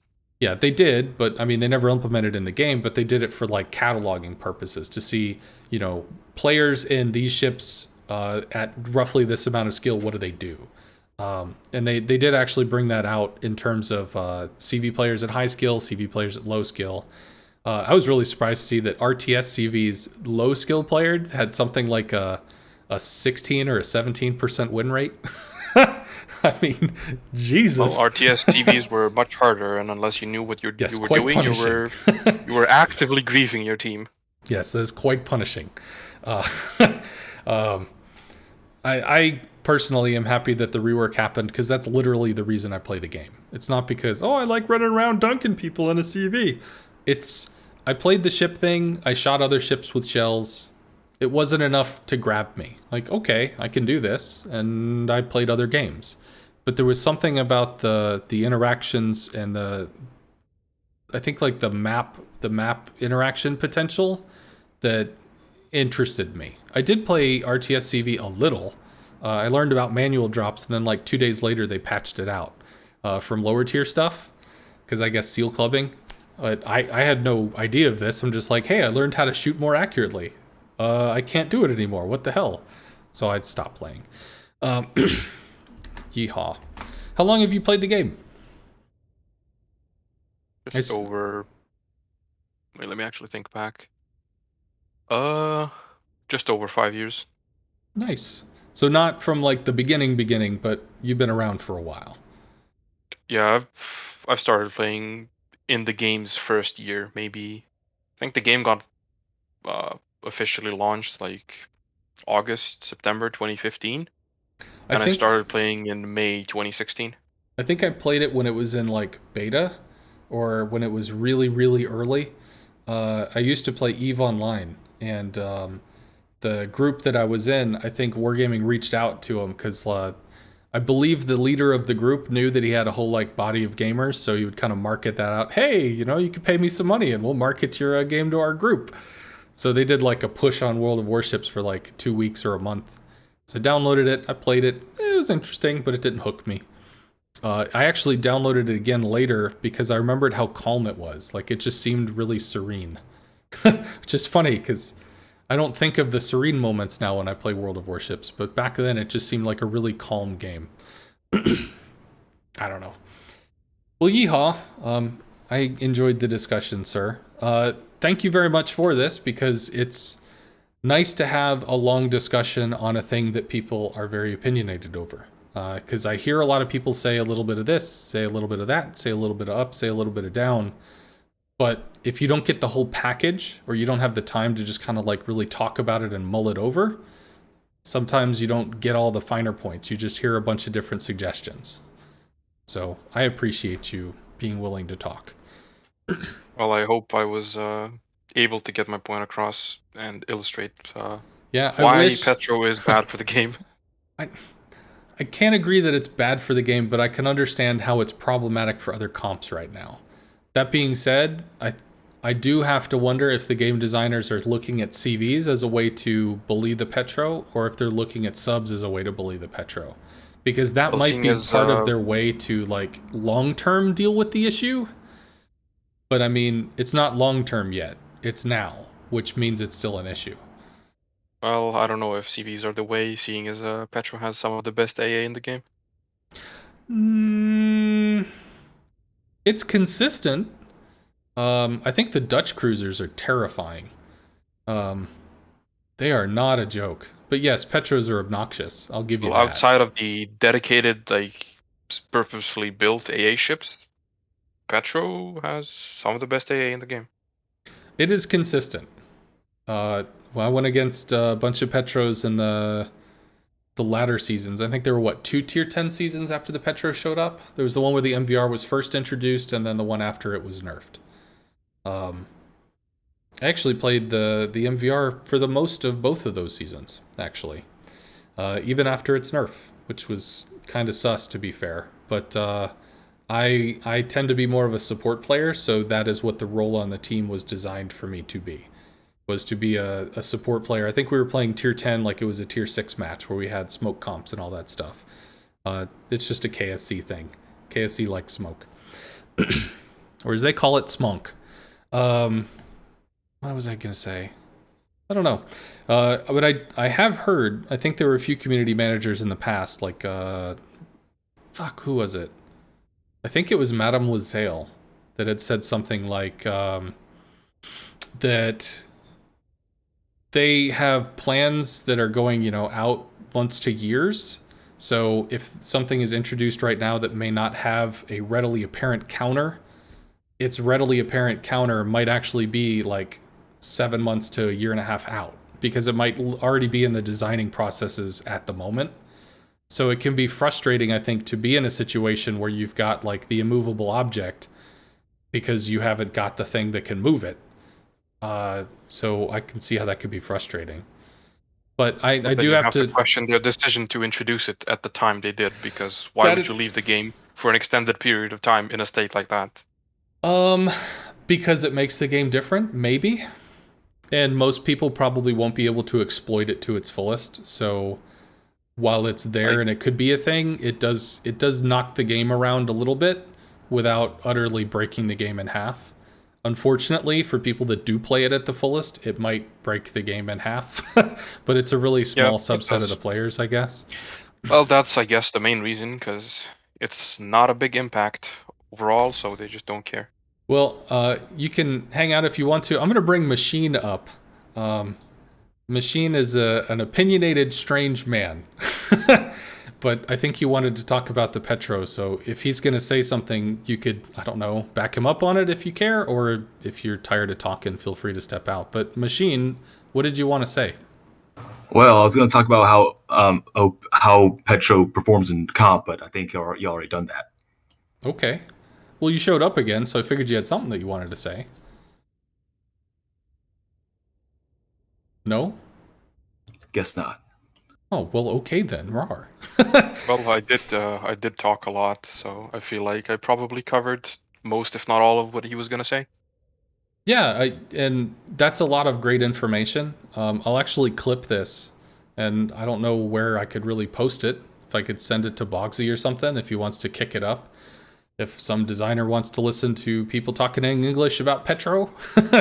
But still, I did enjoy the conversation a lot. So thank you very much for that. Yeah, I can put it on YouTube, And, sure. I guess. Do you have any questions or anything for me while you're here? Well, no, not really. I mean, I just started writing in chat after you mentioned Petro, and Sure. the thing that really got me was you actually mentioned, like, you said some high level, like, competitive players said that Petro is not actually very good in competitive. Yes. Like, what? That's not true. Yes. So I kind of wanted to speak up and that was clarify. I think the that matter. was Dolphin Princess. that had stated that in Dolphin Princess, I think is in '07. I could, of course, be misquoting here, but there was a conversation about, I think it was like the Petro received its first nerf, the 0.5 second firing delay. So it received that, and the globe of Unicum players collectively went, "What? Where's the nerf you promised us? What the hell is this?" So Bogsy was trying to interact with some folks on a forum thread over in North America, and I think either Dolphin Princess had stated something, or maybe he added Dolphin Princess. Dolphin Princess, pretty well known over here, holds, I think, some of the highest PR leaderboard positions in the game on North America, something like that. And was asking, I know DP. He is cool. The game's most committed and honest farmer. He tends to his crops daily and sees that they are in very good health. Nice. Well, I think Bogsy had mentioned, well, how much more freeboard is needed? At which point, there was, how do you really quantify that? Well, you get a 2.5 additional meters of space above the water. You can't really say that. But, if they increase the freeboard by 1%, 2%, 5%, whatever, and they do it again the next patch, eventually find a happy place, there's something there. But I think it was also, he had stated, the Petro has a lot of weaknesses in that the radar's not very long. I don't think the guns are amazing, which is pretty much outside of being able to AP the ever-living shit out of something. If you've got the side and you can just Shrek into it, it doesn't have damage threat. It just doesn't. So I think it was a combination of that. And it could be because he's known for farming, that he's this is not a farming ship. To hell with this ship. He's highly biased towards farming and so maybe stuff that's with a lot of where it came HEDPM. Yeah, that's where it came from, because okay. So you're saying it was after the first nerf, so it wasn't that long after Petro came out, and no. Wasn't very. Oh, I'm sorry. When he made that comment, it was 2 weeks to a month ago. It was very recent. Oh, okay. Then I have no idea why he made that comment.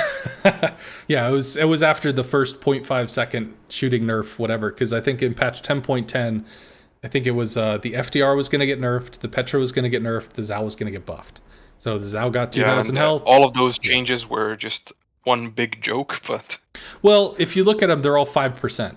The FDR has 5% less health on the planes. The Zao has 5% more health on the Zao, because it's 40,200 or something, 40,700, whatever. Well, 5% of 40,000 is 2,000. So they kicked up its health by 5%. They reduced the health on the FDR by 5%. And then the Petro, technically, the gun nerf is, I think, 3.7%. But it's a round number as it's 0.5. So I think the way they had committed to it as, okay, well, we will start buffing or nerfing, and we're just going to go slow. Because they stopped doing the sledgehammer nerfs 2 years ago. Evidently, when the Yu Yang got nerfed, which was, I think, before my time, it was done in such a massive kick to the nuts that people were just feeling it years later.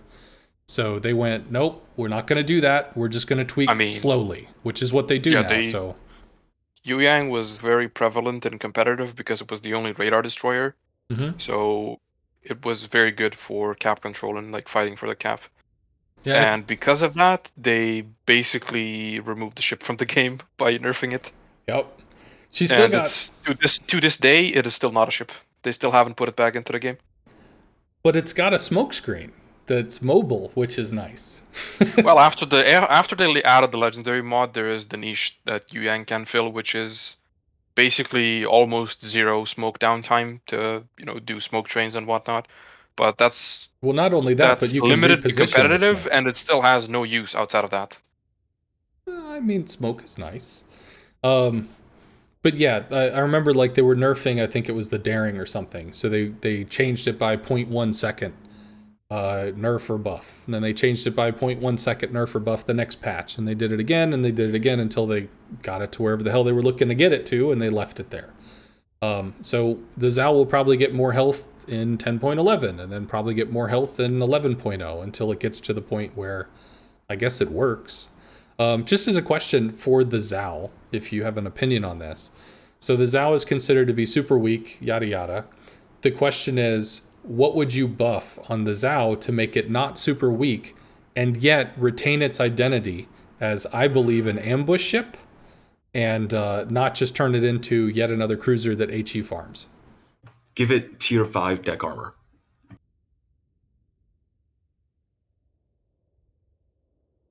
Would be what tier? Tech 5. For Taka, like, doesn't it have also like 48 millimeters. Yeah, 40. 40, It has quite a lot, so it can bounce some I mean, shells. that would be a thing. I mean, saying Zhao is weak is maybe a bit misleading. Zhao isn't weak because, or it's not weak because it's insufficient in any way. Like, the guns are plenty good. It deals a lot of damage. It has the torpedoes. Like, there's very good features on that ship. It's more that it's kind of dysfunctional because it can't utilize those strengths properly in the game as it is right now. The main thing Zhao would need, I think, is better turret angles and maybe better rudder shift. That would allow it to actually use the strength it has, which is its incredibly accurate punchy guns. So question, Like, properly. So I played the IGN cruisers on stream. I think I played them on stream. I played them on whatever. I played IGN cruisers. I started with the Furitaka, yeah, because chat was like, no, you got to start with the Furitaka. It's good. Rawr. Okay, sure. So I started playing with them. Furitaka, I think, had, 6 guns. You could get all 6 guns on target while being fairly angled, plus you had good deck armor. Then you go up to the tier 6, and I think that's where, I learned, oh my god, don't be greedy. Because the tier 6 has 8 guns, however, you only get 6 of them while being, angled. You can get all 8 of them if you are not angled. Aoba also has 6 guns. Do what? Aoba also has 6 guns. It has the Aoba? same gun layout as Furutaka. Is it? What is it? What is the... Okay, there was a point, though. Maybe I'm thinking of the tier 7 and tier 8. It could be that. Probably thinking of Myoko. It has 10 guns and awful firing angles. Hold on, let me look at this, because it's been a little while. I got to the Miyoko and I got annoyed. Yeah, it has awful firing angles. Or no, I'm sorry, the Mogami. The tier 8 is what pissed me off. So It's this has... kind of the same thing. They both have awful firing angles. 3x2, and... I want to see the ship, damn it. See the ship. Please, can I see the ship? Go to preview ship, the button under go to equipment. But I own them, so I can just fucking roar.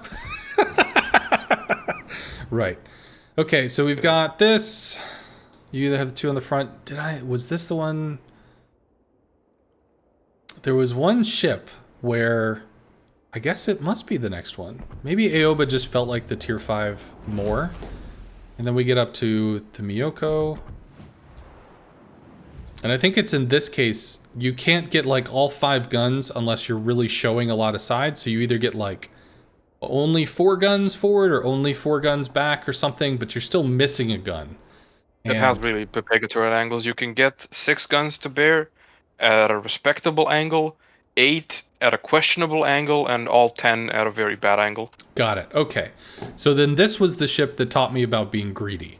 Because, I came from a tier 6 where I only had 6 guns. So theoretically, I could just ignore 2 of my turrets and only use 6 guns while playing safely.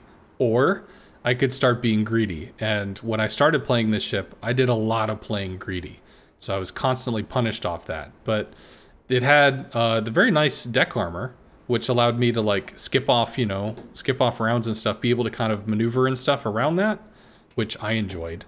But then as soon as you get out of the tier 7, I think the Mogami also suffers from the issue of you can't really get all the guns to bear in a similar way. Angles. Yeah, but the thing that was the thing that stopped me from playing it was that it lost the better deck. So suddenly I became a bullet sponge, and it was fuck. Because until I got to the Mogami, for fun, I guess I decided, screw it, I'll go for the leaderboard. And I think I leaderboarded all the ships, although maybe I went too far on the tier 7.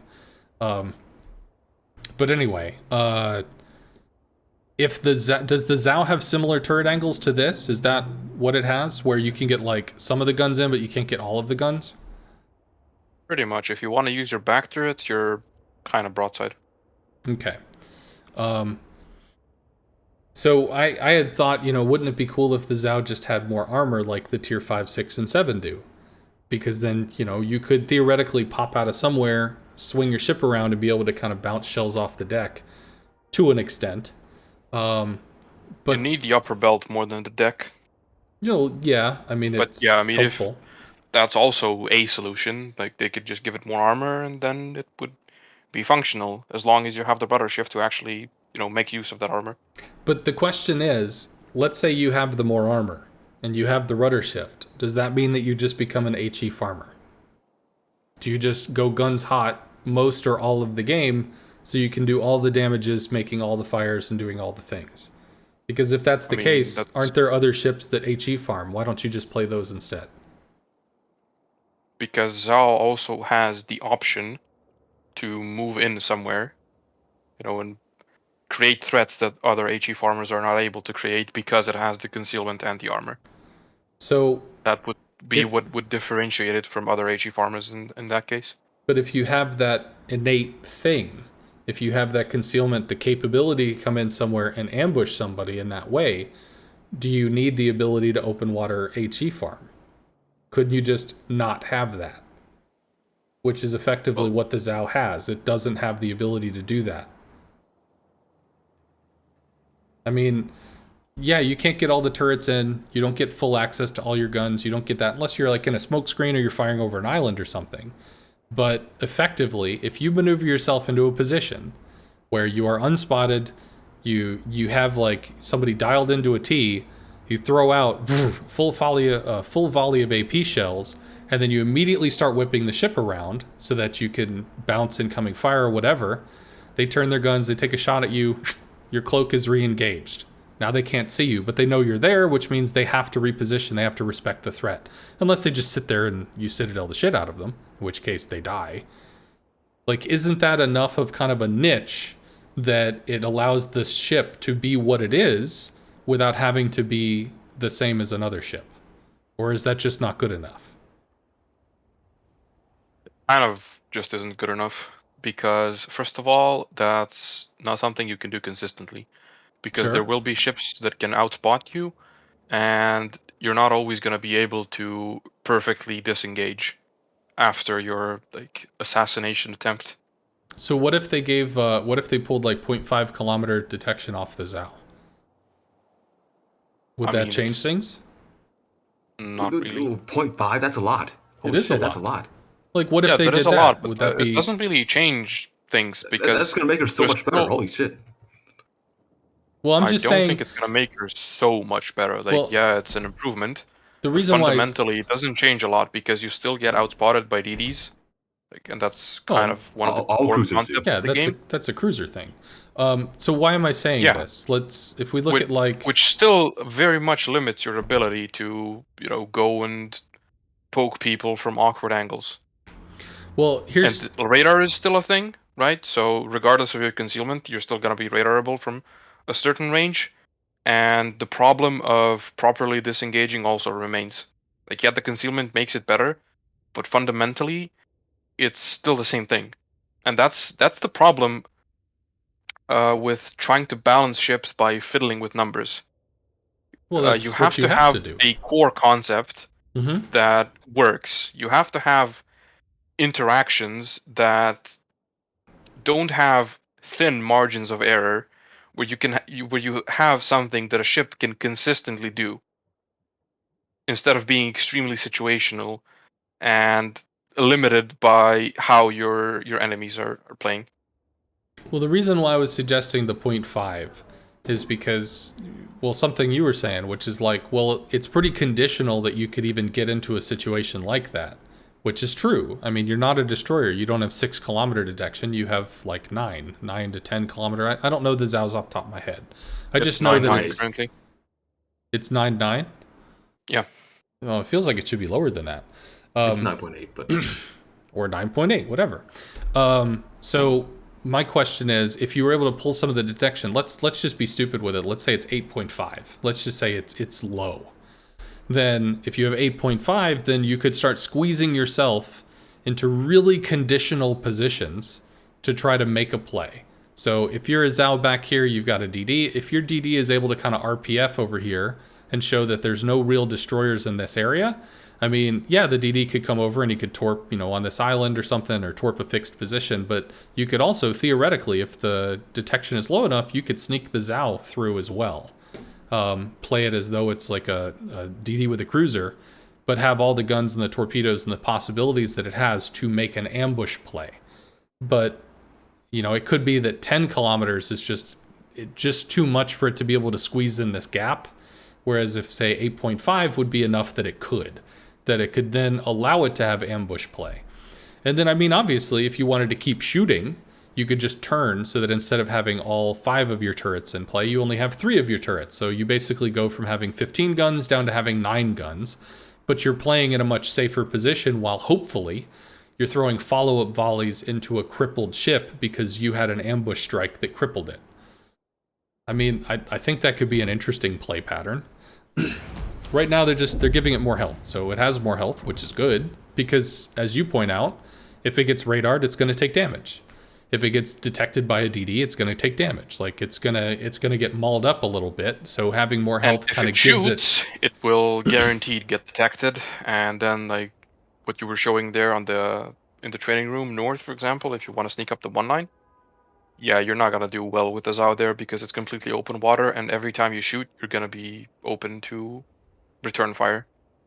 Well, and again, that's why you run it with a DD. It's a matter of yeah, but if you bring a DD with the Zhao to help it out. Sure. DDs go over with the cruisers anyway. Yeah, but then you don't bring a Zhao. If you have a smoke, then you bring a Des Moines. Because a Des Moines is just so much better than a Zhao at like most things. Well, I'm gonna have to defer back to something I said before. So the first time I ever heard this was with League of Legends, is that not all champions are made to be competitive. Some champions are just made to be stupid and fun. And that's it. That's all they're supposed to be. It's just something that somebody will enjoy because it fits their niche, and they're just like, oh man, this champion gets me. And then they have a champion they can play. And if they want to play other champions, cool, they can. They don't have to. It could also be that if you alter the Zhao so that you give her the ability to make these ambush plays, are they risky? Absolutely. Are they something you want to gamble on in competitive play? Probably. Fuck no. But it could still allow the character of the ship to rise to the surface and exist and be fun. I mean, that's really the whole point of the game, is to be able to play a game and have fun. Obviously, I don't think it would be used in competitive if that's all that it got was a concealment buff, but theoretically, you could play it aggressively with a destroyer, so when your destroyer trips over theirs, you could be able to, like, just slap it, but I don't know. I think you just use it for that. You can already do that. Well, yes, you can, but nobody does. But it would be nice if they did. I mean, if you're playing Zhao in randoms, like, you can follow your DD or whatever, and then, when you gauge you're at an appropriate distance away from a cap or something, you just, you turn away, get your ship positioned, properly so you can disengage, and then you just wait for the DD to get spotted if you think there's one approaching, and then clap it when it does. Like, you can already do that with its current concealment. That's not an issue. It's more about, like, what's the end goal here? Like, what do you want to make out of Zhao? Why do you want to buff its concealment? What's the end game? Because I see it. Okay, so here, the first Japanese cruiser that I played was where is this? It's somewhere in here. Was the Tone.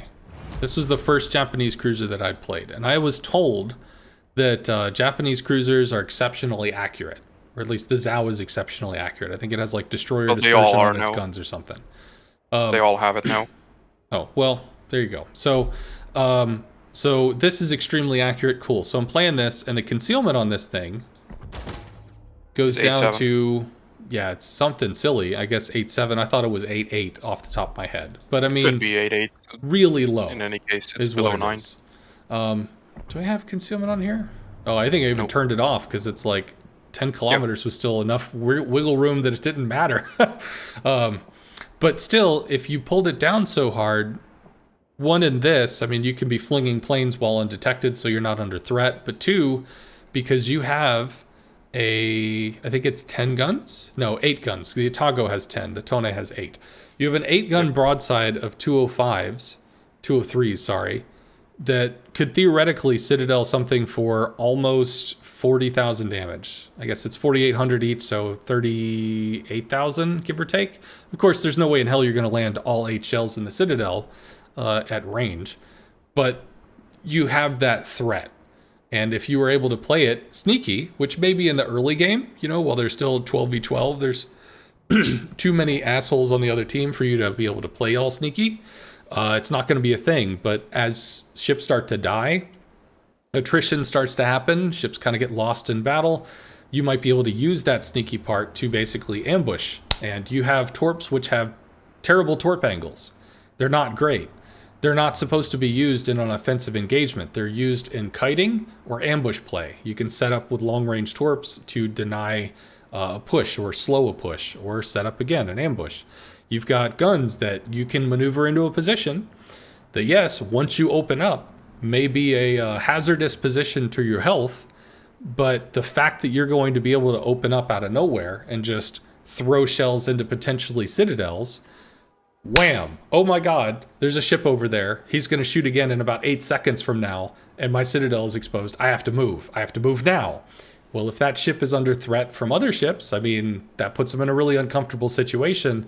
It could be that the Japanese ship just re-engages the Klingon cloak device and goes dark again. Or decides to angle and maybe not use all the guns, but use most of the guns to be able to keep throwing out that threat until the ship that's got citadel pressure is moving. Is it something that's going to happen every game? No. Is it something that you can look for? Sure. I mean, Asachios look for CV kills pretty much every game they're in, even if the CV's not there. It's kind of like that's the victory condition for an Asachio, is going somehow sneaking off into the backline and murder facing a bunch of battleships, or soloing down the carrier with torpedoes. Do you get it every game? No. Can you try for it every game? Probably no. But is that like a unique niche win condition where people are like, if I do this, it feels so good? And I think you can have the same thing for IJN cruisers, where you've got this ambush mentality where you can get into a position where somebody isn't expecting it, and you don't have the longest range, but you've got really nice accuracy that you can drive the shell homes and really wreck something. That's what I see. Now, I think if they gave the Zhao some better deck armor, or maybe just some better armor in general, she'd be able to open up and then survive the incoming volley, like the return fire, while she goes dark again. Or she'd be able to at least like finish off the wounded target per se. But I think it's pretty common in terms of game design that if you make an assassin, the assassin tends to have low health because it's got a really strong burst of damage up front.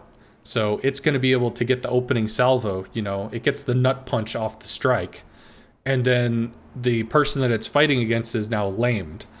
If you gave an assassin the same amount of health as another piece on the board, well, then it's 2 brawlers knocking each other out. But if the assassin gets the first strike, then the assassin just wins, because now it's an even trade. And well, if it's 2 people trading evenly, whoever gets the first blow wins. At least that's my thoughts. I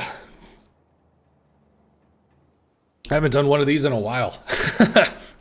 But thank you. Okay, you described a playstyle, a certain thing that might be fun and whatever, but Zhao can already do that. Well, I know it can already kind of function like that. I think that's why they were reticent to buff it. I think that's why the design team was like, what? Why do we need to buff Zhao? It does what we want it to do. But the community said, thou shalt buff Zhao. And Wargaming said, okay, we will buff the Zhao. So they gave it some more health. Because, I mean, it does what it does.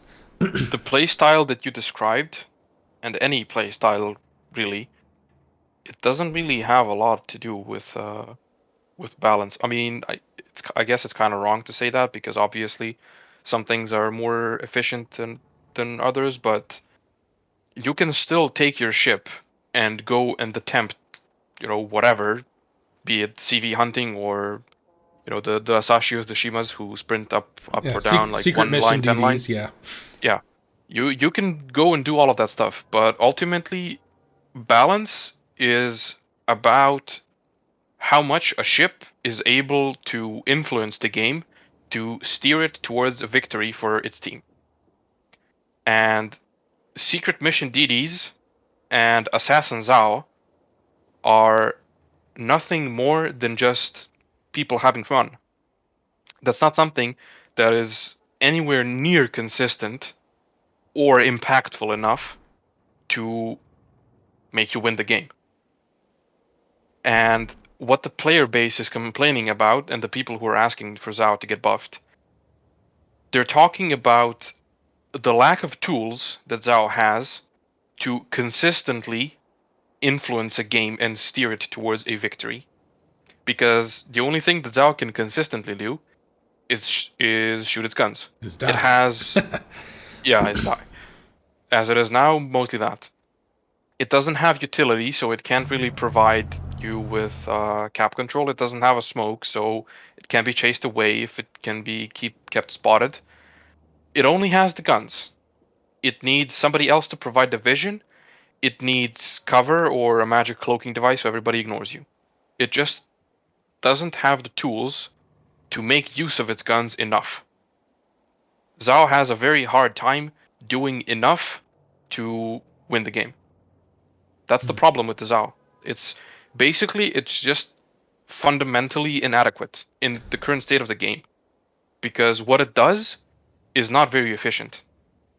So and it doesn't make you win the games. Could you say the same thing about the Petro and randoms?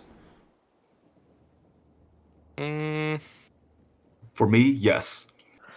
Because the Petro has poor DPM, has a radar that likely won't be followed up on by teammates because it's so short.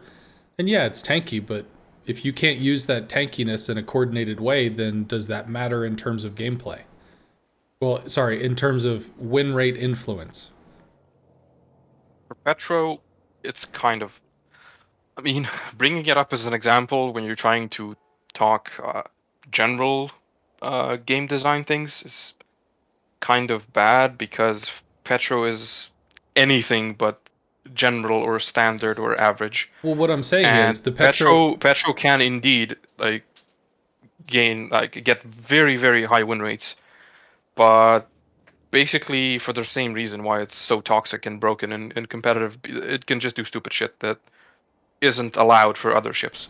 Like, you can just drive it into stupid positions and just remove ships because people are either not paying enough attention or whatever. And even if somebody shoots you or something, you're just gonna shrug it off, because you're a Petro, you don't care. So well, the reason I brought it up, Petro wins basically by brute forcing ships off, out of the game. Okay. And that's another thing that I meant when I said it basically breaks the rules of the game. Because it is allowed to do things that other ships are not, because they're literally, they're physically incapable of doing it, because they will die. And the Petro will not die. That's the only thing that you can count on it to do. It will not die. And through that alone, through its sheer tenacity, it's able to just brute force things. And through that, it actually can get very, very high win rates. Similar to the FDR.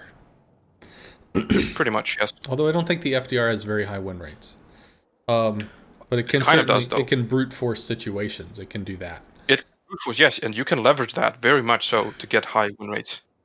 I know a guy from EU. I think he's the top of the leaderboard. Sure. On FDR, he specifically played it.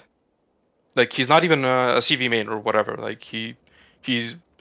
I'm not sure how much he plays now, but he was a competitive player and was in a decent clan and all that. He played FDR just to make a point, just to show how stupid the ship is, and he was able to get, I think, 80% solo win rate on FDR, just because you can force ships out of existence. You can just delete ships, brute force them out of the game, and just create such insane advantages that it becomes just hard to lose. Well, you can do that on other CVs as well. The FDR is not unique in that. That's part of the... Not to the same extent, because with FDR, you can literally just drive through AA and remove a ship on demand.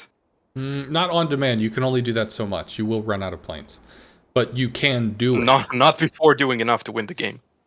And with the 360 no scope torpedo bullshit, where you don't care about angling, like it just has the tools to brute force so much more than any other CV, and it's the same with Petro compared to other surface ships. Yeah, That it it just can becomes so overwhelming that you just win the game through sheer force. it can brute force, yes, but you can actually when you go out in an FDR, you go out with 14 planes. So theoretically, if you lose 2 planes and attack with 2 planes, that's 7 attacks. Granted, it's time gated; it's 30 seconds roughly between attacks, because there's prep time as well as reload time. However, if you strike into a 2 or 3 ship group, you could be losing 4 or even 5 planes per attack, and that turns it into a 2-strike squad. You have 14 planes, you lose 4 or 5, you drop 2. You lose 4 or 5, you drop 2, and then you're combat ineffective after recall. If you decide to brute force that, you can, but you get 21 of each type of plane, which means basically you get 3 attacks of each. So that is 6 attacks. That's quite a lot. But then at that point, you're running on fumes and you're running with rockets, which are terrible, and the slow regen rate of the FDR, which I think is like 2 minutes per plane. Maybe it's a little less. It takes a while to regroup up to that squad again. So ideally, an FDR is going to play like a Hakuryu, where the Hakuryu takes its 12 Torp squadron, it goes and finds a battleship that's either on its own or very lightly protected, and it just hits them, and then turns around and hits them, and then turns around and hits them, and then turns around and hits them again, because it used a heal, so it gets like 4 strikes. Suddenly, bam, there's 48,000 damage, even worse if there's floods and module breaks and other stuff. Like, it's an immense ouch. If it's a cruiser, it could be a kill. If it's FDR, you get 4 strikes, it's dead. Not necessarily. And you have to think what you're actually doing. Like, obviously, you're not gonna take your FDR planes and fly into 8 ships in the opening. No, and not just, 8. I'm talking drop about someone 3. just because you can. Yeah. But like, if you're talking randoms and ranked, people will do random shit. They will not be coordinated. There will be isolated ships everywhere. Sure. You go and remove 3-4 ships off the board, you basically already have like an 80% chance of winning the game. You just remove the ships. Assuming you've removed them and they haven't removed any of yours, yes. Because in the time it takes you to kill 3 ships, they may have killed 3 of your ships. There's nothing to say that they couldn't have, because they still have the ability to play the game as well. Yes, of course, they may have. Mm-hmm. But normally, like, that doesn't happen that often. Yeah, the FDR can brute force situations. If you kill them very quickly, absolutely. If you kill them very quickly, in a vast majority of games, your team won't have the time to, kill themselves yet. Yeah, so when I play that's ranked, how that guy was able to achieve 80% solo win rate. Like, you just go and remove ships, and then the enemy just doesn't have enough ships left to win the game. Sure. Was that guy's And that's name? the same thing Petro can do. Was that guy's name Eraser?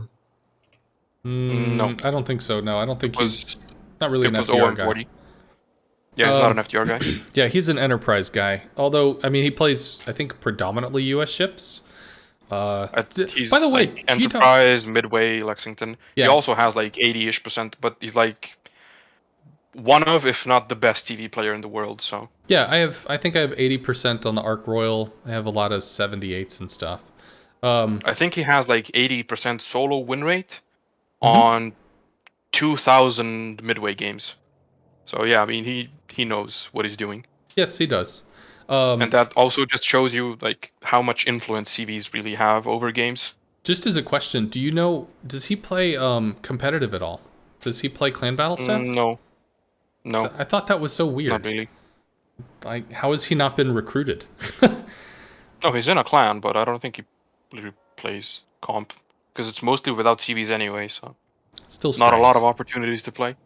Yeah, I think for me, I guess there's some CVs I don't have up here. I learned in the US line a long time ago. And, what is this? I think I'm 78 in that, Jesus.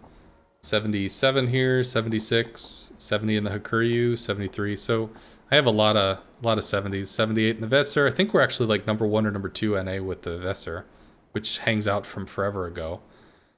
So I have a lot of 70s. I don't have a lot of 80s. Solo win rates? Predominantly solo. I don't play in divs too much. I think the one, my highest is the Ark Royal. is what I have. That one's 81. Solo I'd have to look up. I don't know if it's 80 solo. It might be like 78, 79, which would make sense because it would track with everything else, but still.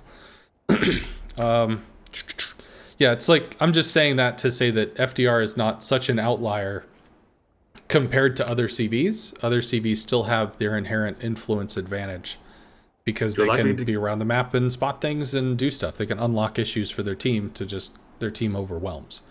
What were you going to say? You're likely to get more out of Midway than FDR in a random battle setting anyway. You get more individual influence out of Midway. Midway is more of a scalpel than it is, whereas FDR is more of a sledgehammer. So if you're given cars to beat on, then yeah, you can beat the shit out of some cars. But with the FDR, with the Midway, you can more appropriately approach specific situations. Like there's a DD that's a real issue, you can bomb him. There's a battleship that's extending, you can torp him. I mean, you have... There's an anything that's an anything, you can bomb it. That's how Midway works. Well, sure. But I mean, specifically, you have more precision on the Midway to be able to address specific events, whereas the FDR is, oh no, this is happening. What do you want to do, FDR? Should we farm a battleship? Well, not really in this situation. I was looking more at this. Oh, okay. Well, let's farm a battleship. That's all the FDR wants to do, is just go farm a battleship. Or maybe a cruiser or something that's feeling rather stationary that day. You torp him and do an extreme amount of damage. That's what it has. It's actually, because of the FDR being an outlier and people not really knowing how to use AA, I often run air superiority builds in ranked, where I've got like 10 points in fighters. Which is awkward, but it's what I do, and it does work. Unless the surface team gets wrecked by their surface team, in which case I can't pay attention to their CV anymore, and their FDR goes, finds a battleship and kills it, and then goes somewhere else and finds a battleship and kills it, and just makes everything worse. The point I was trying to illustrate with that example of the player who has the FDR leaderboard top spot, he's not really a CV player. Far from it. Like, sure, he doesn't play CVs a lot, and he's not all that good at them either. But he was able to achieve it on FDR. Yeah, so I'm gonna say this instead. Like I actually opened his stat page. So he has 80 games exactly. Every single one of them was played solo. Sure. He has exactly 80% win rate, and his average damage is 208,000. Sure. Like, that is just the amount of force that ship packs. You can just roll teams off the screen. Then why don't other CV mains that are highly regarded do the same? Because it's boring, I guess. I don't know. I'm not a highly regarded CV main, so I wouldn't know. Because it's not that easy. It's not as easy as it sounds. So what you can say, this high-end player did an amazing thing. They're a high-end player that did an amazing thing. But that's my point. He's not a high-end amazing CV player. I agree that you say that. But the problem with that statement is that you have people that are amazing CV players that cannot approach that. So you can treat this as, well, if he can do it, anybody can do it. Or at least that's what the soundbite kind of comes off like. But you can have people that are very well regarded across multiple different nations on the face of the earth and say, go out and do this. And it's very likely they will not be able to go out and do this. Even if they are specifically, they train as CV mains and do that shit. So I just want to point out, it's easy to draw the conclusion that, oh man, this thing's so broken, even somebody who doesn't know what they're doing could do amazing in it. That answer is no, but it is a brute force option, yes. I will agree with that. There are conversations that I think I had some conversations on the forum with a Razor where he would point out that anybody who's competent can have a 60% win rate in a CV. The problem is when the average person thinks competent, that means like they understand when to use AP. They understand what HE does. They understand the idea of being angled. That's competent. It's basic competency. However, in a Razor's version of competent is like Typhoon 1. where you've memorized the gun calibers, the consumables, the ranges, the detections, the reload times, the torps, who has torps, who doesn't have torps, armor schemes, citadel placements. You have all of this information memorized is basic competency for a Razor. So when he has a conversation with a general audience, they're reading it one way, he's intending it another way, because to him, that is extremely basic, which can cause a disconnect. But I just want to point out that if this dude literally has never played CVs before and was able to get on a CV and have an 80% win rate, then I invite 1,000 other people that have never played CVs before to go out, pick a CV, play 80 games, and just have an 80% win rate. Oh, of course, I don't know if anybody else isn't a CV main. Okay, and sure. Hasn't played them a lot. Then find 1,000 other players that are Hurricane players and say, "Have you played CVs? Yeah, I played them some. Awesome. Go pick this ship and get an 80% win rate." I don't know if you will ever have somebody repeat that. Is what I'm trying to say. I'm fairly confident you will, and that you'll actually have a respectably high success rate in your experiment. So, is there anyone else on the surface of the Earth that has an 80% solo win rate of the FDR? Probably. Okay, but probably sure. Let me How go- many people on the surface of the Earth have an 80% plus win rate in the FDR solo? Is it 5? Is it 6? That's the question. Let me do some stat checking real quick. I mean, what's the point of it? The FDR is compared to other CVs, something like that? The point that Point was making was that the FDR is a brute force CV. So if it's a brute force CV and you can have somebody that is, quote, understandably knowledgeable at the game, be able to pick up a brute force CV and walk around and get an easily achievable 80% win rate, or at least that's kind of how it's phrased, is that this is very achievable if somebody who is not like, they don't live and breathe CV, they know how to play them, so they picked it up and they achieved it. Well, then surely other people should be able to do the same thing. That's basically what the statement is. And I'm challenging that because I don't agree. It's not easily achievable, but it is achievable. And that in itself Which is why I is say, a how big many concern. people on the surface of the Earth that play this game have been able to achieve that? Is it 5 people? Is it 6 people? Is it 3? I cannot imagine it's double digits. It might be double digits. It might. It's almost guaranteed double digits. I would love it to be because that would be interesting. I just don't think it will. Pikachu level unfortunately, 23 I is the cannot only North actually- American player with an 80% win rate in FDR. I cannot actually filter by solo. I'm just looking it up on WoW's numbers. I can't filter it by solo win rate on the leaderboard. So that I can only see overall, so I would literally have to go and click on every single one. So to I'm see if it's solo. told that in North America there is one player, Pikachu level 23, who has a 80% win rate in the FDR. Is that solo win rate, Lego? You're in the channel. You can just unmute.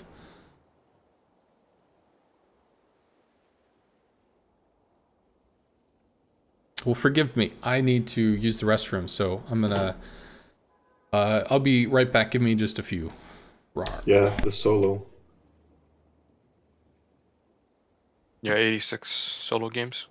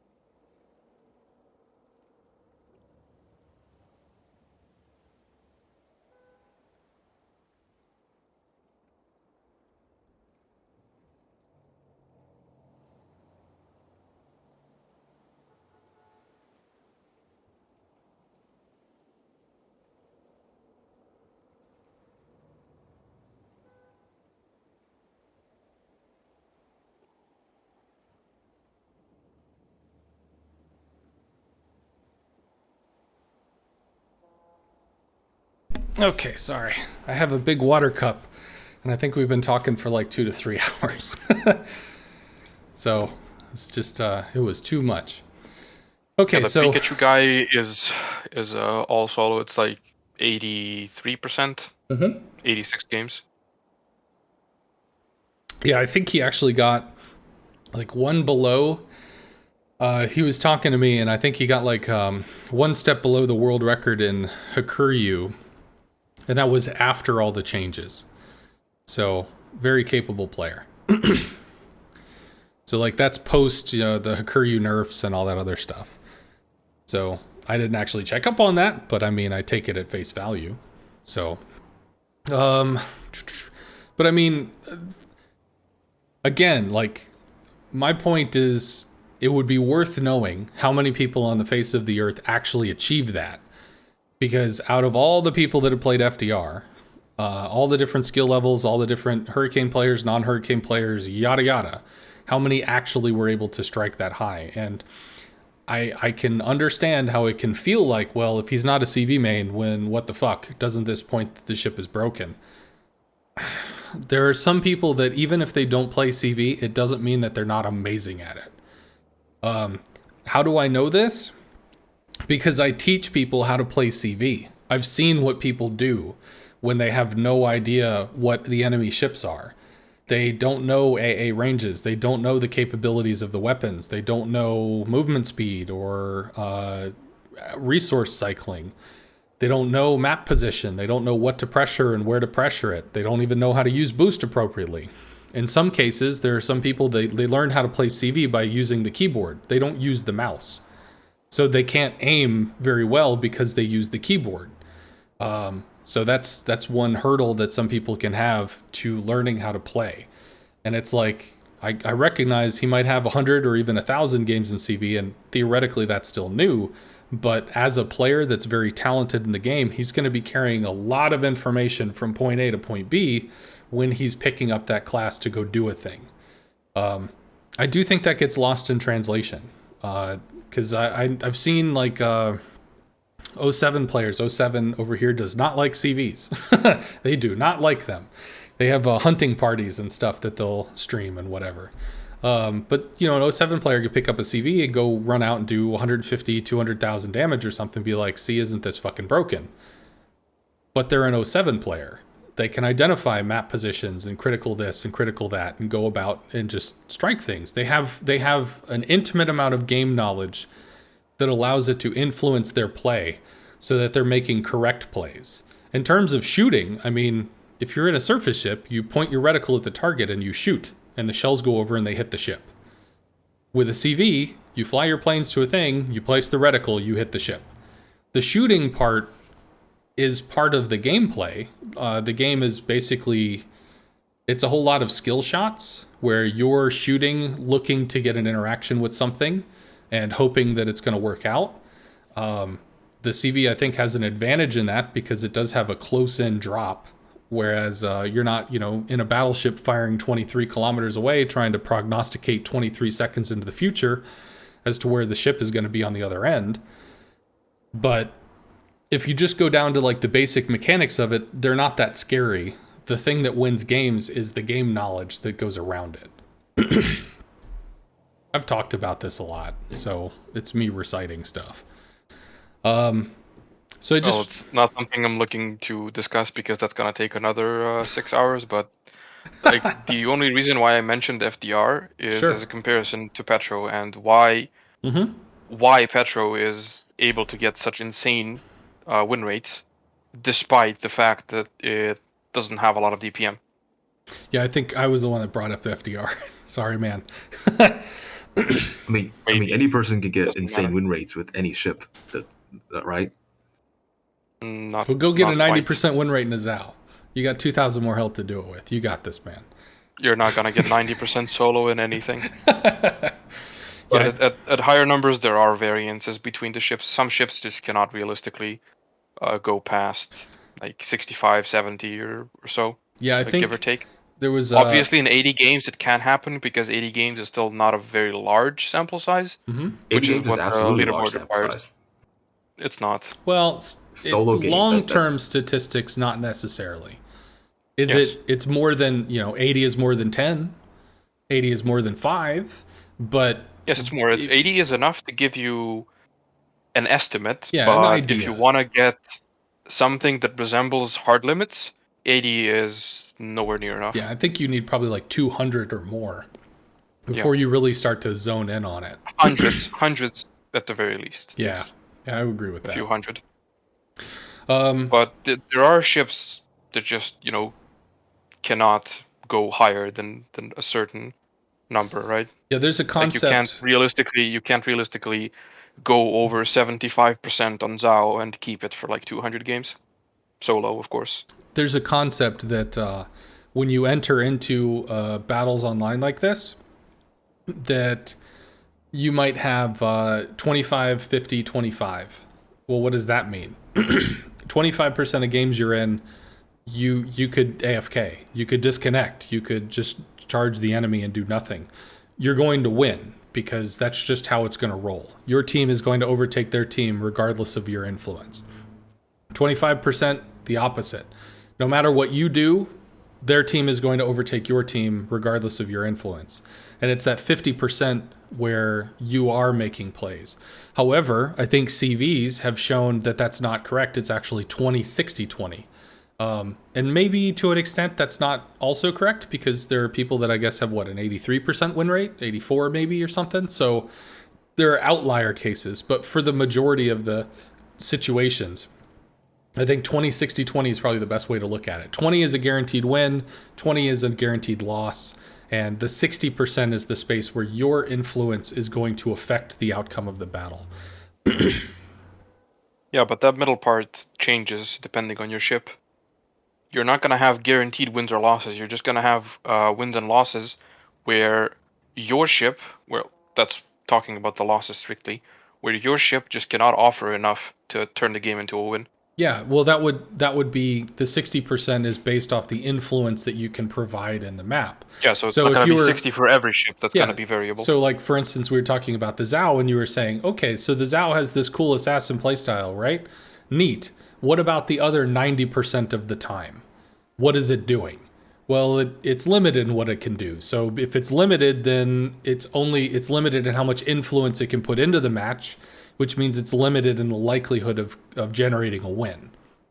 So because of that, naturally you would assume that the Zao would have a lower floor. Like it could only actually get 50% out of that 60 or 54% out of that 60. It's not going to be able to achieve the full 60. Or maybe it's even less. Maybe it's 45 to 50% out of that internal 60, which 45 to 50, of that internal would be added onto that 20% auto win for your ultimate win rate, 55 to 60, 65%, whatever. So yeah, I definitely agree that some ships are limited in the influence they can provide, which means that they will start to hard cap at a point because they just can't provide more influence, not consistently. This match, that match, oh wow, I get to play into my victory condition and dumpster everybody. This is amazing. But there's going to be a significant amount of times where you don't get to play into your victory condition and you don't dumpster everybody. Lego not doing the giveaway. Much sad. He's tired after running clan battles yesterday. All right, well, I don't want to keep you forever. I enjoy talking, I do. And typically after a long conversation, I kind of open it to chat if chat has any questions for me. If you guys want to stick around in case there are questions you want to chip in on, you're more than welcome to. But I've been going for almost 5 hours now, so most likely I will get something to eat in the next 15 to 20. But thank you very much for coming on, dude. I really enjoyed talking with you. I enjoyed meeting you. Also, I saw you a lot during COTS while you were watching various games, and it was fun to read what you were writing. What you were throwing out. Yeah, I was mostly throwing banter and shit talking people in Twitch chat. Yes, I noticed. But that's half the fun of COTS, right? So. Yeah, but you had a lot of observations. Like honestly, the observation about like why in the hell is everybody just sitting AFK for the first 10 minutes of the match so they can go crazy in the last 5? I mean, that's relevant in the sense that North America plays by attrition, right? So yeah. Okay, so Old Mayonnaise enjoyed the conversation. Midnight Spec enjoyed the conversation. If anybody that's out there in Twitch chat wants to ask a question to me or to the fine gentlemen that are in the channel, You got a few minutes to do it, like 5-10 minutes, and then I'm just gonna like hit the F it button, and I'm gonna go find some food to eat. Malevo enjoyed the stream. How about if there's not a question in the next minute, I will move on and do something else, because my voice is kind of roasted. My Captain Marvel cup has not kept it lubricated enough. Informative, eat something, very useful. Will I be back today? I guess Probably. I did. Go ahead. I guess I did what I wanted to do, which was just illustrate Yeah, why you did a Petro great job. is bad for the game, and You did a great. how it See, actually does what it does. one of the things I do want to point this out. So there's a guy Pulleycat who is in 07. Maybe he's a strategist. Yeah, I know Pulley. Awesome, so you know him. He wrote a piece of feedback on submarines like a year ago. There was the sub battle mode or something that went on live, and he played it extensively. He had videos, and he wrote like a 2 to 3 page amount of feedback. Thank you very much for the gift sub, Old Mayonnaise. Where he talked about, there's an immunity window at the 6 meter depth where you can kind of like go above and below, and you can juke a bunch of shells that way. Ways that you could exploit battery, a whole variety of things. And it was laid out not only to identify the problem, but to identify how those problems express themselves in the game. And from what I understand, that feedback was taken up to the highest echelons of wargaming and was absolutely implemented on. Because that was what designers need. Like, that's designer food. That's, okay, there's a problem. Awesome. What is the problem? Well, this is the problem. Okay, is it a problem in these instances? Well, this is the root cause of the problem. This is how the problem expresses itself. These are the reasons why it's burdensome and we need to attack it from this angle or that angle or whatever. That is something that a game designer, a systems designer can sit down and go, I can see this, and start to tweak the numbers and shift the thing and alter the shape or whatever to make, suddenly a square peg go into a round hole, because that's what game designers do. They remold and alter systems to build them back better. And I don't know how many people would disagree that the subs from before, like a year ago, that the subs that we have now are better. I don't think many people would disagree on that. Are there still issues? Sure, they're still in testing and they're getting altered and refined, but that feedback very directly identified issues in very understandable ways that led to the alteration and making of things better. So to me, this conversation gave me the information that I needed to know about Petro, so that when people keep saying, oh, it's OP, it's OP, it's OP, it's so much better to have the specific reference as to why. So anytime, I have a conversation with somebody going forward or whatever, I'll have that information to be able to have a more high-level conversation. I can have a high-level conversation on CVs. I've played the shit out of them. But in terms of like surface ship play and why this battle gets anchored around this position because of this thing, and it lasts too long, and it changes the timing. You can't take the cap within the first 5 minutes of the match. It's going to be the next 10 minutes of the match because this ship will take longer to dislodge, blah, blah, blah. It's good to know. And I got a lot out of talking with you, so thank you very much for being here. How do these guys feel about Incomparable? I have no idea. Thank you. Sorry. Incomparable is still a test chip, so it's under NDA. You're going to have to wait for it to be released to find anything out. Correct. I see some questions in the chat. Overmatching him everywhere. Imagine what? Imagine outspotting Des Moines and overmatching her everywhere. That could be interesting. Oh, hi! Yeah, I see some questions in chat about who I am. I'm a player from EU, from the clan with the tag BANCV. Yes, this is p0int. Which means exactly what you think it means, the clan tag. And our team has just won COTS EU regionals and also COTS International. So technically, we are the current world champions. So as for my credibility, you can trust me. I know a thing or two about the game, and I know what I'm talking about. And it is most certainly from a lot of experience Sure. playing this game at a decently high level. Are there any other questions for me or the panel? Get some food. That's the new giveaway. Get some food. Nice. Good one, Lego. Answer my question, Point. Is Ragnar OP? That's my clanmate. Well, valid question. Is Ragnar OP? No, I was just messing around because like Ragnar is also one of the most questionable releases Wargaming has done. It is also incredibly broken. I got to see as it completely took Kraken by surprise on the first day of COTS. There was a Ragnar that soloed down a Wooster and finished off 2 destroyers and over 3 million potential damage. Wargaming needed to make the tier 10 premium pan-European DDs overpowered to balance out the garbage that is the tech tree pan-European DDs. I guess that's their way. Smaller than Ragnar are just a joke. I know, right? Basically, like the state they are in, it's just a joke. When you look at the overall balance of the game and what those ships can do and how they fit in. Small and quite powerful.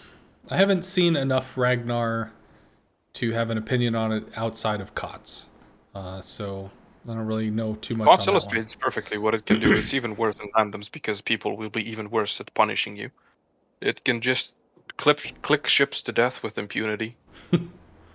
Basically what it does. Like the incredible accuracy, the respectable DPM, in combination with the gigantic HP pool, the heals, and the broken speed boost, just means that you can just go and clip ships to death. And they can't do much about it. So you're saying we need homing torpedoes to kill them? Yes, that's exactly what I'm saying. Break the game completely. Right in half, man. Split that shit over your knee. This thing's done. Alrighty, well, yeah. I am going to head out and get some food. So thanks everybody for hanging out. Thank you very much, Point, for being a special guest for today. Thank you very much, Machine, for hanging out too. And thank you, as always, Lego, for running a giveaway and being a presence.